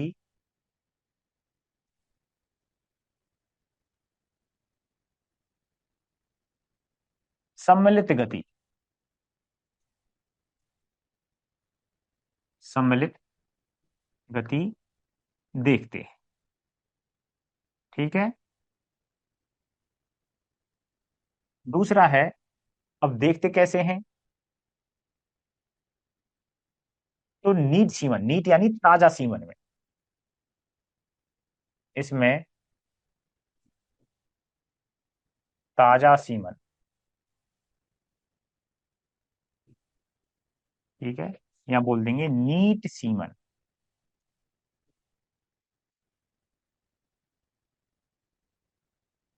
का उपयोग करते हैं। ठीक है, किसका उपयोग करेंगे टेस्ट करने में? नीट सीमन का या ताजा सीमन का उपयोग हम करेंगे। ठीक, तीसरा है, क्या करते हैं? इस ताजा सीमन को या नीट सीमन को कहाँ लेते हैं हम? स्लाइड पर लेते हैं। ठीक है, स्लाइड पर लेने के बाद क्या करते हैं? 10x पर, 10x पर सूक्ष्मदर्शी में देखते हैं, सूक्ष्मदर्शी में देखते हैं। ठीक है, ये तो बात हो गई किसके बारे में? मास मोटिलिटी के बारे में। पहली चीज क्या कर रहे हैं हम? सभी शुक्राणुओं की सम्मिलित गति को देखा जाता है। दूसरा है जो सीमन का उपयोग कर रहे हैं वो कैसा है? ताजा है, नीट है। और तीसरा है कि कहाँ देखते हैं? स्लाइड पर देखते हैं, और कितने पर देखते हैं? 10x पर देखते हैं। ठीक है, और दूसरा है अपना मास मोटिलिटी, उसमें क्या करेंगे हम? देखिए,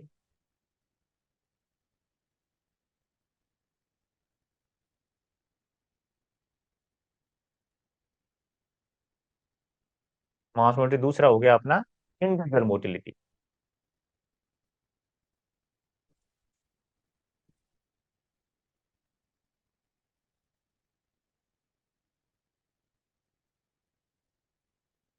देखो इसमें क्या करते हैं हम? नंबर एक, एकल शुक्राणु की गति को देखा जाता है। इसकी गति को देखते हैं, एकल शुक्राणु की गति का अध्ययन। ठीक है, किसका अध्ययन कर रहे हैं? यहाँ पर एकल शुक्राणु की गति का हम अध्ययन करते हैं। यहाँ पर हम ताजा सीमन ले रहे थे, ठीक है, और यहाँ पर कैसा लेते हैं हम? तनुकृत, तनुकृत वीर्य या इसी को हम क्या बोल देते हैं, डाइल्यूटेड, डाइल्यूटेड सीमन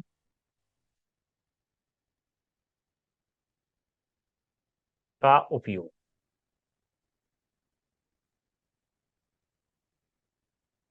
करते हैं। डाइल्यूटेड से मतलब है कि कुछ विशेष प्रकार के डाइल्यूटर्स होते हैं, जैसे हमने शुरुआत में हम बात की थी कि सीमन कलेक्शन करते हैं, है ना।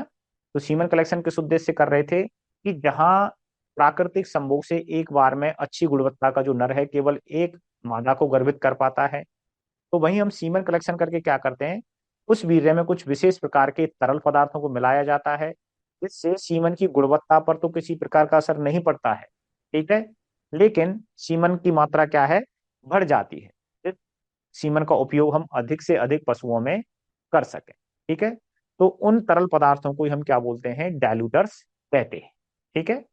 तो इसके बारे में बात करेंगे हम आगे। तो तनुकृत सीमन यानी जिसमें हमने डाइल्यूटर्स मिलाए हैं, कुछ विशेष प्रकार के तरल पदार्थों को मिलाया है, ठीक है। तो उस प्रकार के सीमन का उपयोग हम यहाँ पर करते हैं। या सीधे सीधे हम बात करें तो जो सीमन हमारा एआई स्ट्रॉ में आता है ना एआई करने के लिए, उस सीमन का हम क्या करते हैं, इंडिविजुअल मोटिलिटी ज्ञात करते हैं। और इसको ज्ञात करने का उद्देश्य क्या है, इसको ज्ञात करने का उद्देश्य यह है कि जो हमारा सीमन है उसमें कितने प्रतिशत शुक्राणु गतिशील है, ठीक है। तो यदि शुक्राणु की गतिशीलता 40% से कम है तो उसको अच्छा नहीं माना जाता, ठीक है। तो शुक्राणुओं की जो गतिशीलता है वो 40% से ऊपर होनी चाहिए, ठीक है। इसलिए हम क्या करते हैं, शुक्राणुओं की गतिशीलता को चेक करते हैं, क्योंकि जितने ज्यादा शुक्राणु गतिशील होंगे, ठीक है, वो क्या है कि उतना ही अच्छा होगा, वो अंडे को उतना ही अच्छा निषेचित कर सकते हैं, ठीक। तो ये हो गया तनुकृत सीमन या डाइल्यूटेड सीमन का हम उपयोग करते हैं किसके लिए, इंडिविजुअल मोटिलिटी चेक करने के लिए।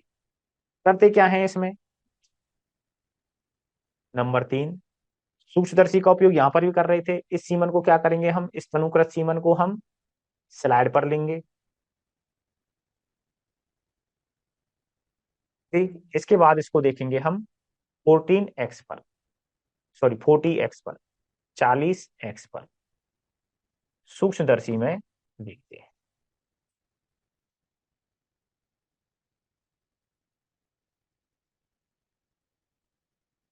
और यहां पर कितने पर देख रहे थे हम, केवल और केवल 10x पर देख रहे थे, और यहाँ कितने पर देख रहे हैं हम, 40x पर देखते हैं। अब जो गति निकल कर आती है, यानी एकल शुक्राणु गति, एकल शुक्राणु गति कौन कौन सी होती है, ये आपको पता होना चाहिए कि एकल शुक्राणु गति पहली होती है प्रगामी गति,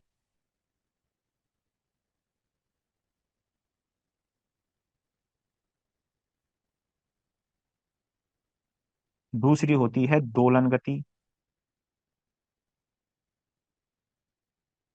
दोलन के पहले घूर्णन लिख देते हैं,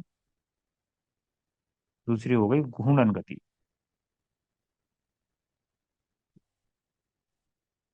और तीसरी होती है दोलन गति। अब ये कौन कौन सी होती हैं, कैसे इसमें शुक्राणु गति करता है, देखिए। पहली होती है प्रगामी गति, इसमें जो शुक्राणु है, ठीक है, सीधा एक सीधी डायरेक्शन में क्या करता है, गति करता है, यानी शुक्राणु इस तरह से लहराते हुए केवल सीधे आगे बढ़ता है, तो वह गति क्या कहलाती है, शुक्राणु की प्रगामी गति कहलाती है। और जब शुक्राणु की गति का जो क्रम है वो कैसा हो, एक गोल घेरे के रूप में हो, ठीक है। जो शुक्राणु घूम रहा है वो कैसे घूम रहा है, एक वृत्ताकार रूप में घूम रहा है, उसका जो पथ है वो कैसा है, वृत्ताकार है, तो वह गति कौन सी कहलाएगी, घूर्णन गति कहलाती है। तीसरी है दोलन गति, दोलन गति किसे कहते हैं, एक ही स्थान पर, एक ही स्थान पर शुक्राणु का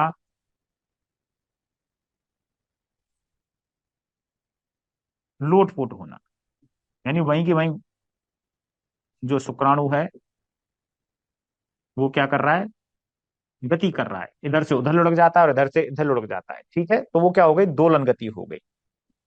तो दोलन गति में क्या है कि जो शुक्राणु है वो एक ही स्थान पर लोटपोट हो रहा है, और यदि शुक्राणु, ठीक है, आगे की तरफ गति कर रहा है, ठीक है, पथ कैसा है इसका, सीधा आगे की ओर, आगे की ओर, और दूसरा यहां पर पथ कैसा है इसका, वृत्ताकार, वृत्ताकार पथ में यदि गति करता है शुक्राणु, तो वह गति कैसी कहलाती है, उसकी घूर्णन गति कहलाती है। ठीक है, तो दोनों में डिफरेंस क्या निकल करके आया कि जो मास मोटिलिटी है वो शुक्राणुओं की सम्मिलित गति देखी जाती है इसमें, और जबकि इंडिविजुअल मोटिलिटी में शुक्राणुओं की, एकल शुक्राणु की गति को देखा जाता है। यहाँ पर हम ताजा सीमन का उपयोग करते हैं, नीट सीमन का उपयोग करते हैं मास मोटिलिटी में, जबकि इंडिविजुअल मोटिलिटी में तनुकृत सीमन का उपयोग हम करते हैं। मास मोटिलिटी में जो माइक्रोस्कोप यूज किया जाता है वो 10x पर यूज किया जाता है, जबकि इंडिविजुअल मोटिलिटी में कितने का यूज किया जाता है, 40x का पर उपयोग किया जाता है। एकल शुक्राणु की गति तीन प्रकार की है, प्रगामी गति, घूर्णन गति और दोलन गति। और यहाँ पर जो शुक्राणुओं की गति आती है ना सम्मिलित रूप से, वो भंवर धाराओं के रूप में आती है। ठीक है, लिख सकते हैं यहाँ पर जो गति है वो किसके रूप में आती है, भंवर धाराओं के रूप में, भंवर धाराओं के रूप में आती है। ठीक है, तो ये होती है मास मोटिलिटी और इंडिविजुअल मोटिलिटी, जिसका काम क्या है कि कौन सी अवस्था में जो सीमन है वो ज्यादा उपयुक्त रहेगा एआई के लिए। देखो, यदि मोटिलिटी कितनी है, 0 से 20% है, ठीक है, यानी 20% शुक्राणु ही गतिशील है, तो वो कैसा हो गया, वेरी पुअर सीमन हो, यानी बहुत बेकार सीमन होता है। ठीक है, 20 से 40% है, वो भी कैसा है, पुअर। यदि 40 से 60% है तो वह कैसा है, क्लियर, यानी ठीक ठाक है। और 60 से 80% है शुक्राणु की गतिशीलता, तो वो गुड है, और 80 से 100 है तो वो एक्सीलेंट है। हम बात कर रहे थे कि 40% से कम जो मोटिलिटी है वो नहीं होनी चाहिए, तो इस, यानी 40 से कम मोटिलिटी के जो वीर्य है उसका उपयोग हम एआई में या गर्भाधान में हम नहीं करते हैं, है ना। तो 40 से यदि अधिक मोटिलिटी है तो उसका ही हम क्या करते हैं, कृत्रिम गर्भाधान में उपयोग करना चाहिए। क्योंकि 0 से 20% तक हम वेरी पुअर सीमन बोल रहे हैं, और 20 से 40 को हम क्या बोल रहे हैं, पुअर कह रहे हैं। तो जो फेयर है, ठीक ठाक है, उस सीमन में भी जो मोटिलिटी है वो कितनी होनी चाहिए, कम से कम 40 से 60 होनी चाहिए। जबकि गुड की कंडीशन तो कहां से शुरू होती है, 60% से ऊपर, है ना। तो ये बात होगी अपनी किसके बारे में, मास मोटिलिटी और इंडिविजुअल मोटिलिटी के बारे में। ठीक है, अब माइक्रोस्कोपिक टेस्ट के अंतर्गत एक और आता है जिसे हम बोल रहे थे जीवित और मृत शुक्राणुओं की संख्या ज्ञात, है ना। तो इसमें क्या होता है, इसका उपयोग क्या है, यानी यदि हम किसी सीमन का परीक्षण कर रहे हैं तो हम उसमें यह पता लगाने की कोशिश करते हैं कि इस सीमन में कितने प्रतिशत शुक्राणु मृत हैं और कितने प्रतिशत शुक्राणु जीवित। ठीक है, तो इसके लिए हम सबसे पहले क्या करते हैं, नंबर एक, ईओसिन निग्रोसिन यानी सूक्ष्मदर्शी का उपयोग तो कर ही रहे हैं, लेकिन जो डाई यूज की जाती है वो कौन सी की जाती है, ईओसिन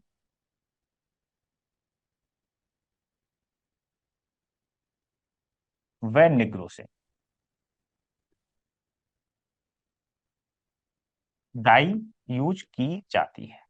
ठीक है, तो ये तो क्या हो गया, डाई हो गई, डाई कौन सी हो गई, ईओसिन और निग्रोसिन। ठीक, ईओसिन का काम है पिंक कलर देना, ये कैसा रंग देती है, गुलाबी। और जो निग्रोसिन है ये कैसा देती है, ब्लू और ब्लैक।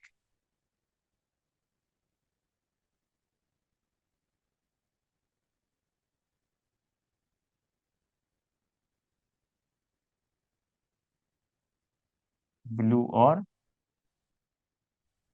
Black background.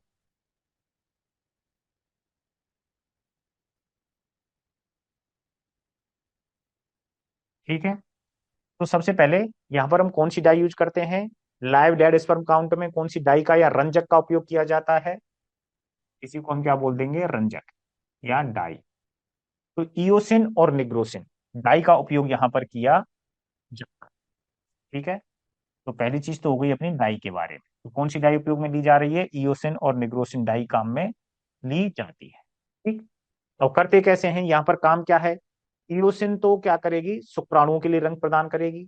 और निग्रोसिन क्या है? जब हम स्लाइड बनाते हैं ना, जो इसमें ये ब्लूइश कलर जो हमें दिखाई दे रहा है, नीले रंग जो दिखाई दे रहा है, यह रंग किसने प्रदान किया है? यहाँ पर इयोसिन निग्रोसिन में से इस निग्रोसिन डाई ने ही इस स्लाइड के लिए ब्लैक जो ब्लू बैकग्राउंड प्रदान किया है। जिसकी वजह से कि हम जो शुक्राणु हैं ये जो दिखाई दे रहे हैं, चाहे वो हमें पिंक कलर के दिखाई दे रहे हैं, चाहे वो हमें व्हाइट कलर के दिखाई दे रहे हैं, तो वो किस वजह से दिखाई दे पा रहे हैं? क्योंकि इसका बैकग्राउंड क्लियर है। यानी बैकग्राउंड क्या है? दूसरे कलर का है। और बैकग्राउंड को जो ब्लू रंग दिया जा रहा है वो कौन सी डाई के द्वारा दिया जा रहा है? डिग्रोसिन डाई के द्वारा दिया जा रहा है। ठीक है, तो करते क्या है इसमें? इसमें हम लेते हैं सबसे पहले तनुकृत सीमन, यानी डाइल्यूटेड सीमन लेते हैं।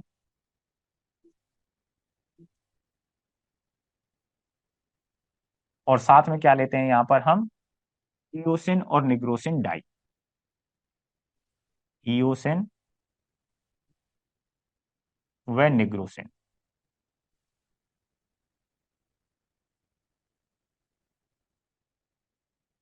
ठीक, अब इसके बाद इस स्लाइड को, यानी एक स्लाइड पे हमने क्या किया?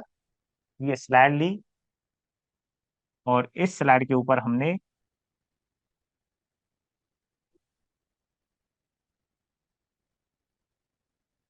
क्या ले लिया? ये इयोसिन निग्रोसिन डाई और तनुकृत सीमन ले लिया। ठीक है, इनको मिक्स किया।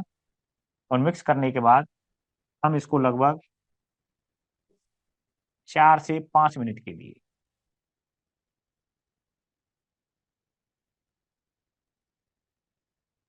37 डिग्री सेल्सियस ताप पर रखते हैं।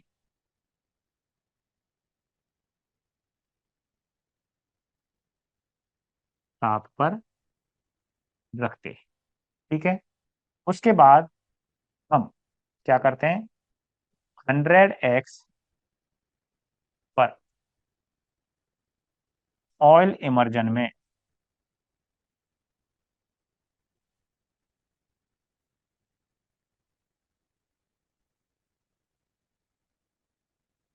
ठीक है, सूक्ष्मदर्शी में देखते हैं।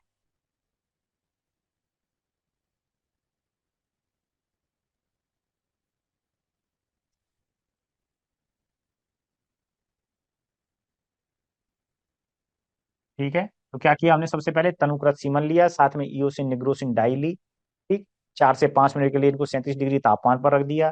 फिर हम 100x पर, जो सूक्ष्मदर्शी है ना, उसमें हम कितने पर देख रहे हैं? 100x पर। और कौन सी अवस्था हम देख रहे हैं? Oil immersion. यानी स्लाइड ली, स्लाइड के ऊपर हमने इन दोनों को मिला दिया, सीमन और डाई को। उसके बाद हमने उसके ऊपर क्या रखा? कवर स्लिप लगा दी। और कवर स्लिप लगाने के बाद किसमें देख रहे हैं हम? ऑयल इमर्जन के अंतर्गत देखा जाता है। यानी एक ड्रॉप वहां पर जो यूकेलिप्टस ऑयल होती है, यानी आपने देखा होगा कि एक गाढ़ी सी तेल की सी शीशी रखी होती है, तो उसमें से 1 ड्रॉप वहां पर डालते हैं। और वह किसके? सूक्ष्मदर्शी के लेंस और स्लाइड के बीच में उपस्थित रहती है वो बूंद तेल की। जिससे क्या है कि जो पिक्चर क्वालिटी है वो हमें ज्यादा अच्छी दिखाई देती है। इसलिए ऑयल इमर्जन का उपयोग यहाँ पर हम करते हैं, क्योंकि हम शुक्राणुओं को देख रहे हैं कि बहुत ही छोटी संरचना होती है। ठीक है, तो उसको देखने के लिए हमें ऑयल इमर्जन की आवश्यकता होती है, जिससे कि हम वहाँ क्लियर कट पिक्चर देख सकें। ठीक है, इसलिए 100x पर देख रहे हैं और ऑयल इमर्जन में हम देख रहे हैं। तो यहाँ पर हमें फिर क्या दिखाई देता है? ये तो फिर डिस्टर्ब हो जाएगा ऐसे।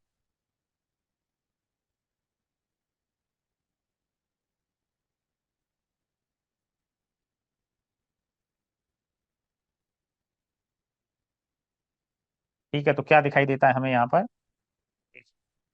तो हम देखते हैं कि जब 100x पर देखते हैं यहाँ पर, तो यहाँ पर हम देखते हैं कि जो स्पर्म है वो दो तरह के हमें दिखाई देते हैं। एक तो होते हैं गुलाबी रंग के। कैसे हैं? चलो मैं इसको क्लियर करता हूँ। तो यहाँ पर हम क्या देखते हैं कि जो स्पर्म है यानी शुक्राणु हैं,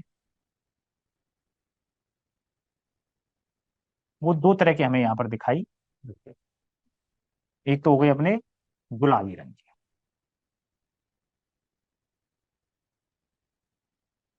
और दूसरे हमें दिखाई देते हैं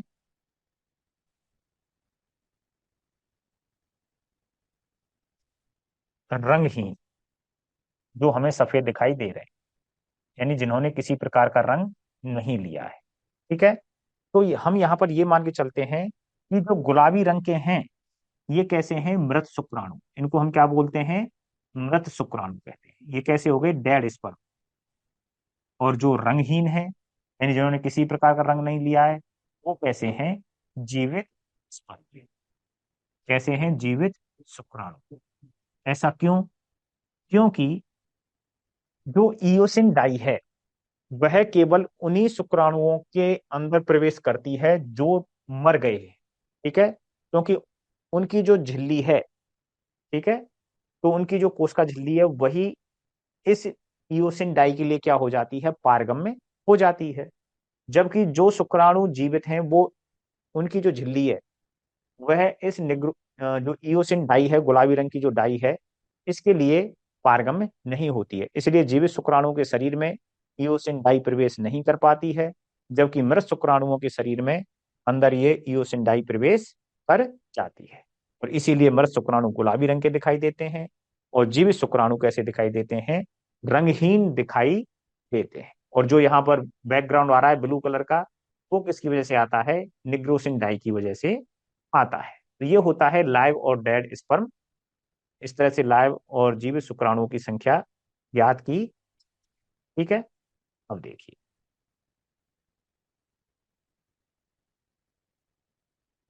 इसके बाद जो शुक्राणु हैं उनसे संबंधित कुछ एबनॉर्मलिटी होती है। ठीक है। यानी अनियमितताएं होती हैं कुछ, उनमें क्या होती हैं, विकृतियां होती हैं। ठीक है। तो इसको क्या बोल सकते हैं, शुक्राणुओं की विकृतियां। तो पहली है प्राइमरी यानी प्राथमिक विकृति।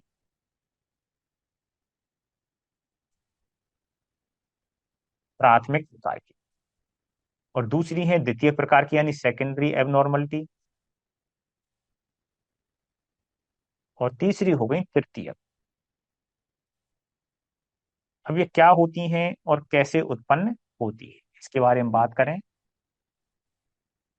देखो, प्राइमरी एबनॉर्मलिटी क्या होती हैं, ये क्या है, शुक्राणुओं में ये विकृतियां पैदा होती हैं। तो इसकी वजह से क्या है कि शुक्राणु जो है उसका सामान्य आकार आकृति नहीं रह पाती है और शुक्राणु अंडे को निषेचित नहीं कर देता है। ठीक है। तो ये जो विकृतियां पैदा होती हैं ये किस वजह से उत्पन्न होती हैं, प्राइमरी प्रकार की या प्राथमिक प्रकार की। ये पैदा होती हैं, ये जो टेस्टीज है, टेस्टीज या सेमिनिफेरस नलिका, सेमिनिफेरस नलिका। सर क्लास खत्म कर दो अब। जिनको जाना है वो जा सकते हैं छोड़ के। सेमिनिफेरस नलिका की जननिक उपकला के कारण, अरे जिसे नींद आ रही है वो सो जाए। जननिक उपकला नहीं सर, अच्छा पढ़ा रहे सर। के कारण, अपने अपने माइक म्यूट कर लीजिए आप। ठीक है। तो प्राथमिक प्रकार की विकृति किन्हें बोलते हैं और किस वजह से पैदा हो रही हैं, ये जो सेमनीफेरस नलिका है, ठीक है, उसमें जो जनिक उपकला है उसमें अनियमितता के कारण ये पैदा होती है। ठीक है। यानी एक तरह से बात करें हम, जहां पर ये बन रहे हैं शुक्राणु वहां पर क्या है, एबनॉर्मलिटी है, अनियमितता है, उसके कारण ये पैदा होती है। दूसरा है द्वितीयक विकृति। ये किसकी वजह से पैदा होती है, यह पैदा होती है जनन मार्ग के कारण, जनन मार्ग में अनियमितता के कारण।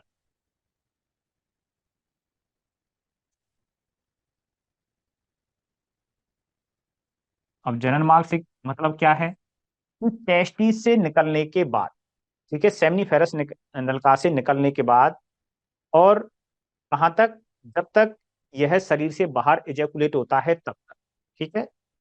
तो वहां जो भी जिस मार्ग से गुजर रहा है उसमें अनियमितता है, ठीक है, उसके कारण जो विकृति आती है शुक्राणु में वो किसके अंतर्गत आती है, सेकेंडरी एबनॉर्मलिटी के अंतर्गत आती है। जैसे कहाँ कहाँ कौन कौन सी चीजें आ जाएंगी इसमें, एपिडिडाइमिस,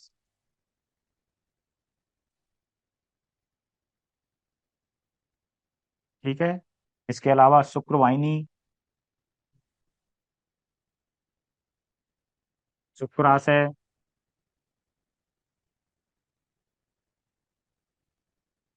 ठीक है, और दूसरा आ जाएगा इसका मुक्त मार्ग वाला आ जाएगा। तो ये जो पूरा मार्ग है इसमें यदि किसी प्रकार की चोट है, अनियमितता है, तो उस वजह से जो शुक्राणु हैं उनमें अनियमितता आती है। तीसरी है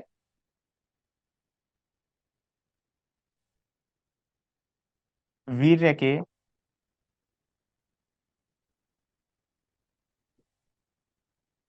रख रखाव में, रख रखाव में अनियमितता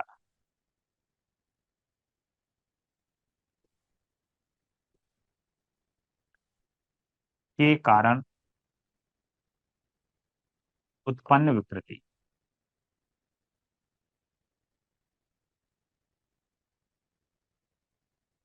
यानी मान लो कि जो सीमन है वह एजेकुलेट हो गया और हमने क्या कर दिया, उसको रख लिया, उसका स्टोरेज कर रखा है। तो रख रखाव के दौरान यानी उसका प्रॉपर टेम्परेचर मेंटेन नहीं कर रहे हैं हम, ठीक है, उसकी जो कंडीशन है उनको मेंटेन नहीं कर पा रहे हैं, उस वजह से हैंडलिंग, यानी मान लो हम लेकर के जा रहे हैं क्रायो के जार में, उसको उल्टा सीधा हमने कर दिया, ठीक, टेम्परेचर का सही ढंग से ध्यान नहीं रखा, उसकी वजह से जो शुक्राणुओं के अंदर विकृतियां पैदा होती हैं वो कौन सी प्रकार की कहलाती हैं, तृतीयक प्रकार की विकृतियां कहलाती हैं, या टर्सरी जो एबनॉर्मलिटी है उस श्रेणी के अंतर्गत ये आती है।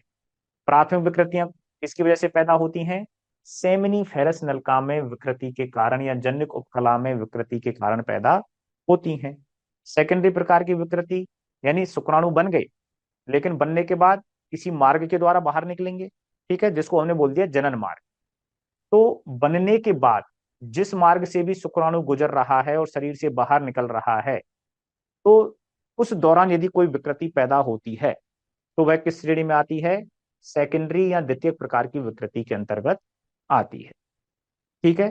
तीसरी है टर्सरी, इसमें जो वीर्य है वो एकत्रित है, हम उसको रख रखाव के दौरान सही ढंग से रख रखाव नहीं कर पा रहे, और उसकी वजह से यदि शुक्राणु के अंदर किसी प्रकार की विकृति आती है तो वह किस श्रेणी में रखी जाएगी, चेक विकृति या फिर टर्सरी एबनॉर्मलिटी के अंतर्गत रखी जाएगी, ठीक है। तो इस प्रकार से जो अपने ये जो सीमन परीक्षण यहाँ पर समाप्त होता है। अब देखो इसमें दो छोटी छोटी सी ये कुछ जांच हैं, इंडेक्स हैं, देखो कौन कौन सी हैं, टर्मिनोलॉजी है। एक होती है फ्रक्टोलाइटिक इंडेक्स और एक होती है फोटो इलेक्ट्रिक कैलोरीमीटर।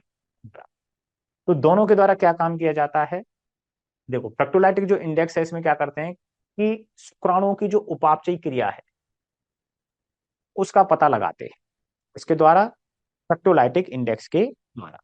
तो यहाँ पर सीधा सा सिंपल सा क्वेश्चन यही बनता है कि शुक्राणुओं की उपापचयी क्रियाएं, ठीक है, कौन से टेस्ट के द्वारा पता लगाए जाती हैं, तो वो है फ्रक्टोलाइटिक इंडेक्स। वो कैसे निर्धारित होता है, क्या करते हैं इसमें, इसमें करते हैं हम फ्रक्टोज की जो मात्रा है उसको ज्ञात करते हैं, ठीक है, क्योंकि फ्रक्टोज की वह मात्रा जो 1 बिलियन शुक्राणुओं द्वारा 1 घंटे में उपयोग में ली जाती है वही क्या कहलाती है, उसकी फ्रक्टोलाइटिक इंडेक्स कहलाता है। यानी जो शुक्राणु किसकी मात्रा है, फ्रक्टोज क्या है, फ्रक्टोज क्या है, शुगर है, ठीक है। तो फ्रक्टोज की मात्रा शुक्राणु, कितने शुक्राणु, 1 बिलियन शुक्राणु 1 घंटे में जितना उपयोग करते हैं, तो वह उस वीर्य के लिए या उन शुक्राणु के लिए किसका काम करती है, फ्रक्टोलाइटिक इंडेक्स उनका बताती है। दूसरा है फोटो इलेक्ट्रिक कैलोरीमीटर। फोटो का मतलब प्रकाश हो गया, ठीक है। तो यहां पर क्या करते हैं कि प्रकाश, कुछ विशेष प्रकाश की तरंग दैर्ध्य की प्रकाश की किरणें गुजारी जाती हैं और उनके द्वारा हम पता लगाते हैं कि सीमन के अंदर शुक्राणुओं की सांद्रता कितनी है। ठीक है, तो यहाँ पर जो फोटो इलेक्ट्रिक कैलोरीमीटर है उसके द्वारा किसका पता लगाया जाता है? शुक्राणुओं की सांद्रता का पता लगाया जाता है। तो पहला तो किसके बारे में हो गया? फ्रैक्टोलाइटिक इंडेक्स, शुक्राणुओं की उपापचय क्रिया को बताता है। और दूसरा है फोटो इलेक्ट्रिक कैलोरीमीटर, द्वारा किसका पता लगाते हैं हम? शुक्राणुओं की सांद्रता का पता लगाते हैं। ठीक है, तो केवल इतना सा आपको याद रखना है। और एक है न्यूबार चैम्बर, ठीक है, जिसको हम क्या बोलते हैं? हीमोसाइटोमीटर। सामान्यतः जो हीमोसाइटोमीटर है, हीमोसाइटोमीटर,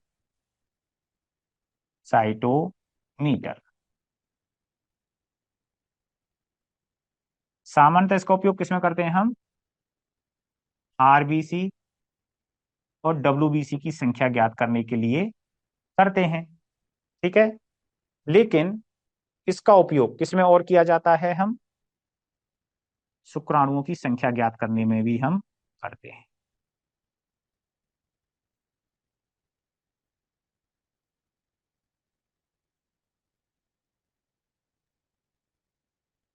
या बोल सकते हैं हम सांद्रता को ज्ञात करने में करते हैं।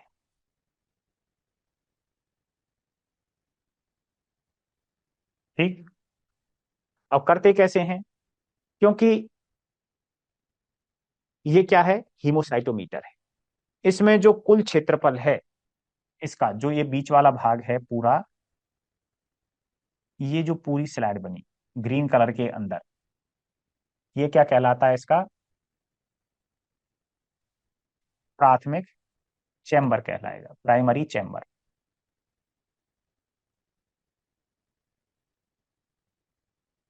प्राथमिक चैम्बर। ठीक है, अब इसके अंदर कितने भाग हैं? वन, ये टू, ये थ्री, ये फोर और ये फाइव। इसी तरह से one, two, three, four, five. ठीक है, तो ये क्या हो गए? ये खंड कहलाएंगे इसके, ये वाला भाग, ये वाला भाग कहलाएगा इसका सेकेंडरी चैम्बर।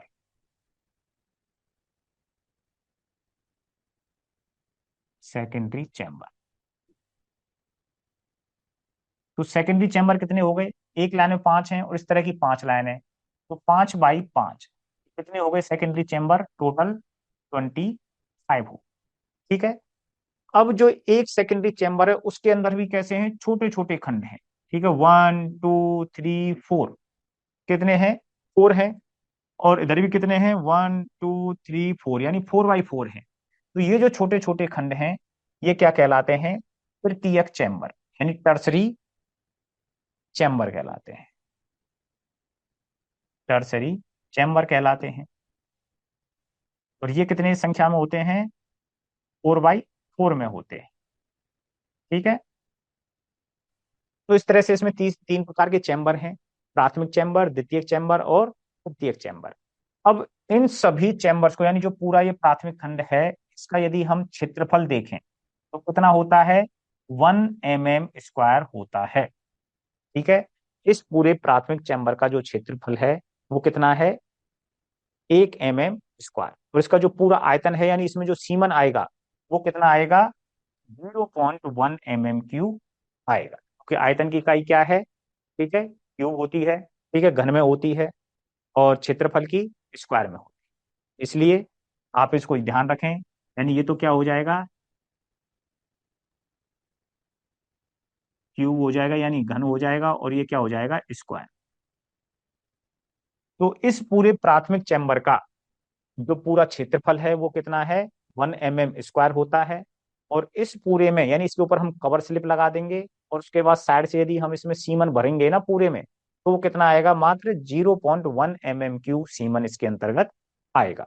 और उसके आधार पर हम किसका पता लगाते हैं? कि शुक्राणुओं की सांद्रता, यानी 1 मिलियन, जो 1 ml में शुक्राणुओं की कितनी सांद्रता उपस्थित है। जो शुक्राणु की सांद्रता का पता हम किसके द्वारा लगाते हैं? हीमोसाइटोमीटर के द्वारा, या इसी को क्या बोल देते हैं? Neubauer chamber.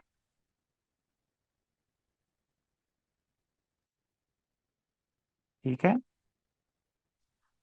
ये तो ये बात होती है अपनी यहाँ पर पूरी सीमन से संबंधित सवाल। ठीक। देखो, हमने किस किस के बारे में बात की, एक बार थोड़ा सा 5 मिनट के अंदर इसको रिवाइज कर लेते हैं। सबसे पहले इनफर्टिलिटी, यानी बच्चा पैदा करने की क्षमता का अस्थायी रूप से उपस्थित होने, यानी उसके अंदर बच्चा पालने की जो क्षमता है वो उसके अंदर नहीं है, लेकिन कैसे है वो? अस्थायी रूप से।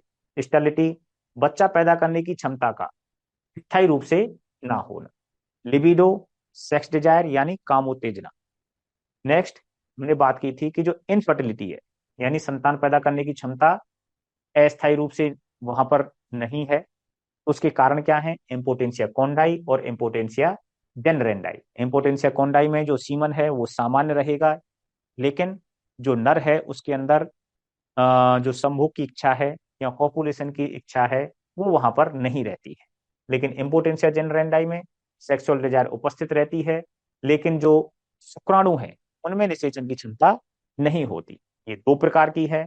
सामान्य सीमन उत्पादन के साथ, यानी जो हमें सीमन दिखाई देगा वो सामान्य रूप से दिखाई देगा, लेकिन वहां पर शुक्राणु के अंदर दोष पाए जाते हैं और उस वजह से निषेचन की क्षमता वहां पर क्या रहती है? अनुपस्थित होती है। दूसरा है असामान्य सीमन उत्पादन के साथ, कि यहाँ पर जो शुक्राणु है वो बन ही नहीं रहे। ठीक है, यानी सामान्य रूप से जितनी संख्या चाहिए निषेचन करने के लिए बन रहे हैं तो बहुत कम बन रहे हैं। तो ये हो गया असामान्य सीमन उत्पादन के। ठीक, ये पूरा हमने पढ़ लिया। बेलेनाइटिस, पोस्थाइटिस, बेलेनोपोस्थाइटिस, फीमोसिस, पैराफीमोसिस, डाइफेलस और फेलोकैम्पस। ये इम्पोटेंशिया जेनरेंडाई के प्रकार हो गए। सामान्य सीमन उत्पादन के साथ संक्रामक बीमारियां होती हैं, और दूसरे होते हैं कुछ आनुवांशिक शुक्राणु दोष, जिसकी वजह से अंडे को निषेचित ये नहीं कर पाते हैं। ये असामान्य सीमन उत्पादन के साथ इन बीमारियों के कारण जो शुक्राणु हैं उनका निर्माण प्रॉपर तरीके से नहीं हो पाता। हमने पढ़ा क्रिप्टोर्किडिज्म के बारे में।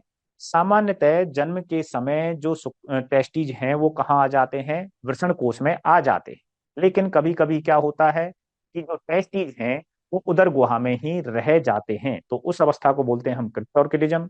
और कभी कभी क्या होता है कि इंग्वाइनल कैनाल में ही रह जाते हैं, उस प्रकार के, यानी पूरी तरह से वृषण कोश में नहीं आ पाते, तो उन पशुओं को हम बोलते हैं हाई फ्लैंकर्स।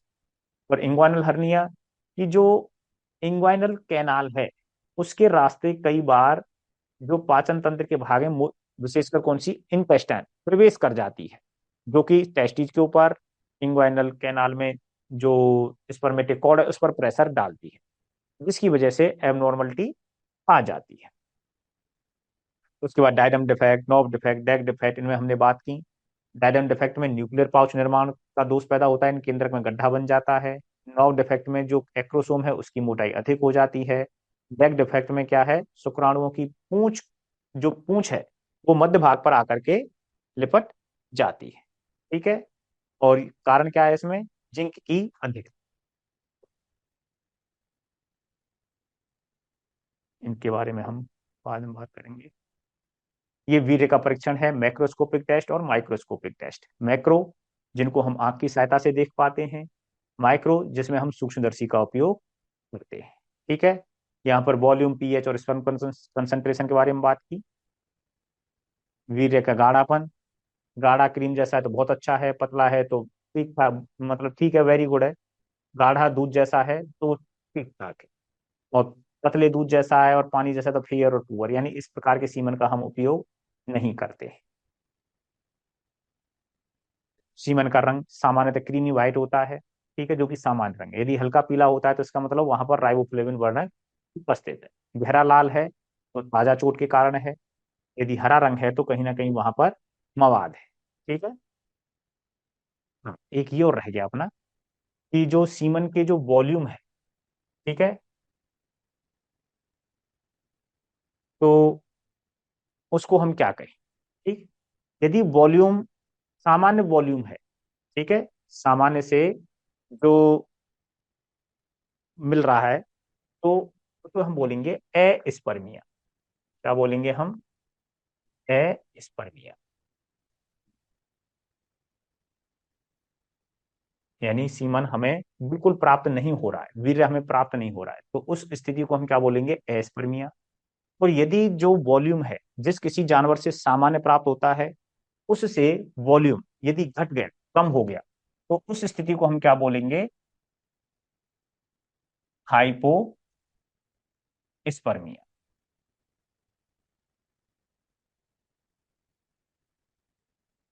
और यदि बढ़ जाता है तो उसे क्या बोलेंगे, हाइपर स्पर्मिया। हाइपर स्पर्मिया।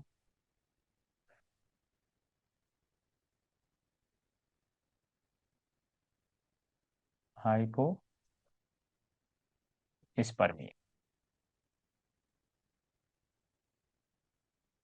ठीक है, ये तो बात हो गई वॉल्यूम से संबंध, यानी बिल्कुल सीमन प्राप्त नहीं हो रहा तो उसे एस्पर्मिया, घट गया तो हाइपो मीन्स कम, हाइपोस्पर्मिया, यदि बढ़ गया तो हाइपर स्पर्मिया। अब स्पर्म सांद्रता यानी शुक्राणुओं की सांद्रता, यानी सामान्य सांद्रता हमने बात की थी कि यदि बुल की बात करें तो कितनी होती है, 1200 मिलियन पर एमएल है ना। एक उदाहरण के लिए ले रहे हैं, यदि शुक्राणुओं की सांद्रता सामान्य रहती है ना, जितनी है उतनी ही है, उस कंडीशन को हम क्या बोलते हैं, नॉर्मोजूस्पर्मिया। यदि सामान्य है तो उसे क्या बोलेंगे हम, नॉर्मोजूस्पर्मिया।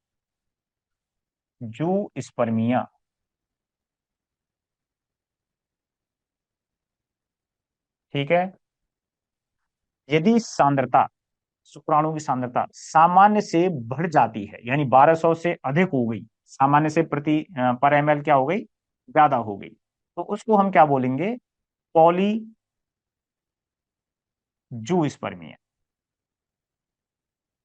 पॉलीजूस्पर्मिया कहेंगे। और यदि शुक्राणुओं की सांद्रता सामान्य से घट जाती है, यानी 1200 मिलियन पर एमएल से कम आ गई, तो उसको हम बोल देंगे ओलिगो, ओलिगो जूस्पर्मिया। ठीक है, अब यहां पर जो स्पर्म कंसंट्रेशन में, ठीक है, यदि शुक्राणु अनुपस्थित हैं, ठीक है, कुछ अवस्थाएं बनती हैं, और दूसरी है स्पर्म की गतिशीलता 50% से कम है, तो 50% से कम है, और एक हो गई शुक्राणुओं की मृत होना, कि जो शुक्राणु है वो क्या हो गए, मर गए।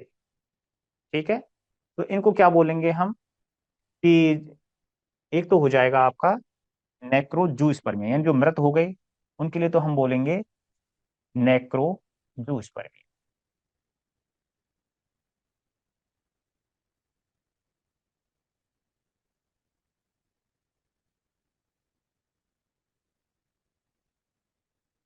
और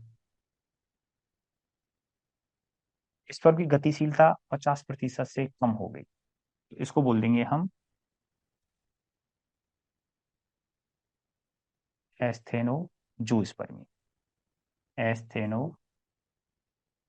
गतिशीलता कितनी है, पचास मुझे प्रतिशत से मतलब ज्यादा लंबी कम। कर रही, लोग बाग सो गए। तो हो गए, और 10 बज गए आज तो।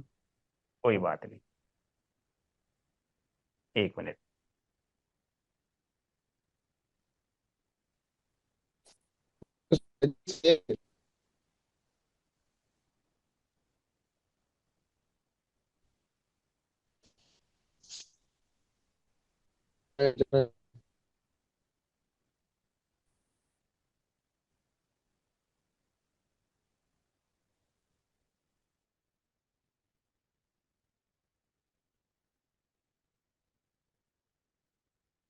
तो इसको खत्म कर देते हैं।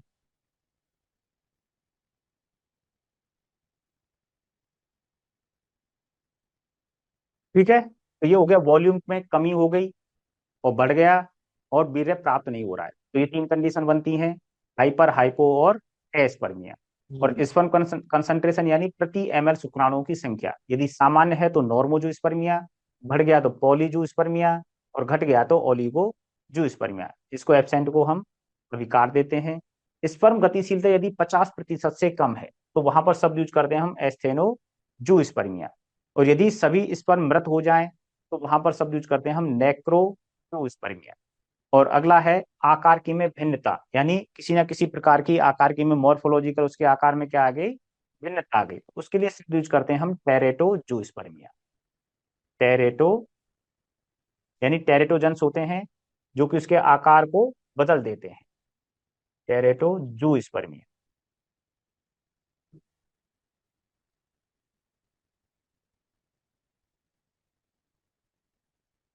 और यूरिन का उपस्थित होना और पस का उपस्थित होना, इसको तो बोल देंगे यूरोस्पर्मिया, और इसको बोल देंगे पायोस्पर्मिया।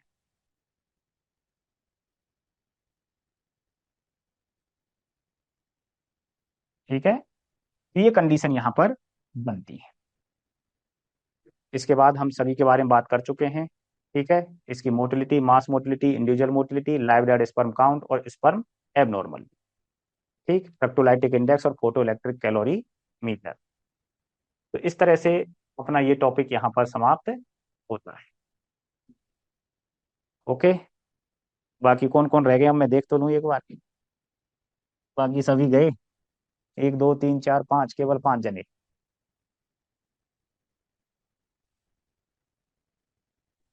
इसको एक बार देख लें, है ना। बाकी कल कोशिश करेंगे आपके इससे संबंधित क्वेश्चनों के बारे में।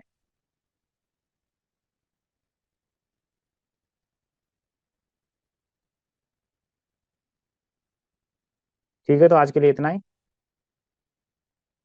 ओके, सभी को जय श्री राधे, गुड नाइट।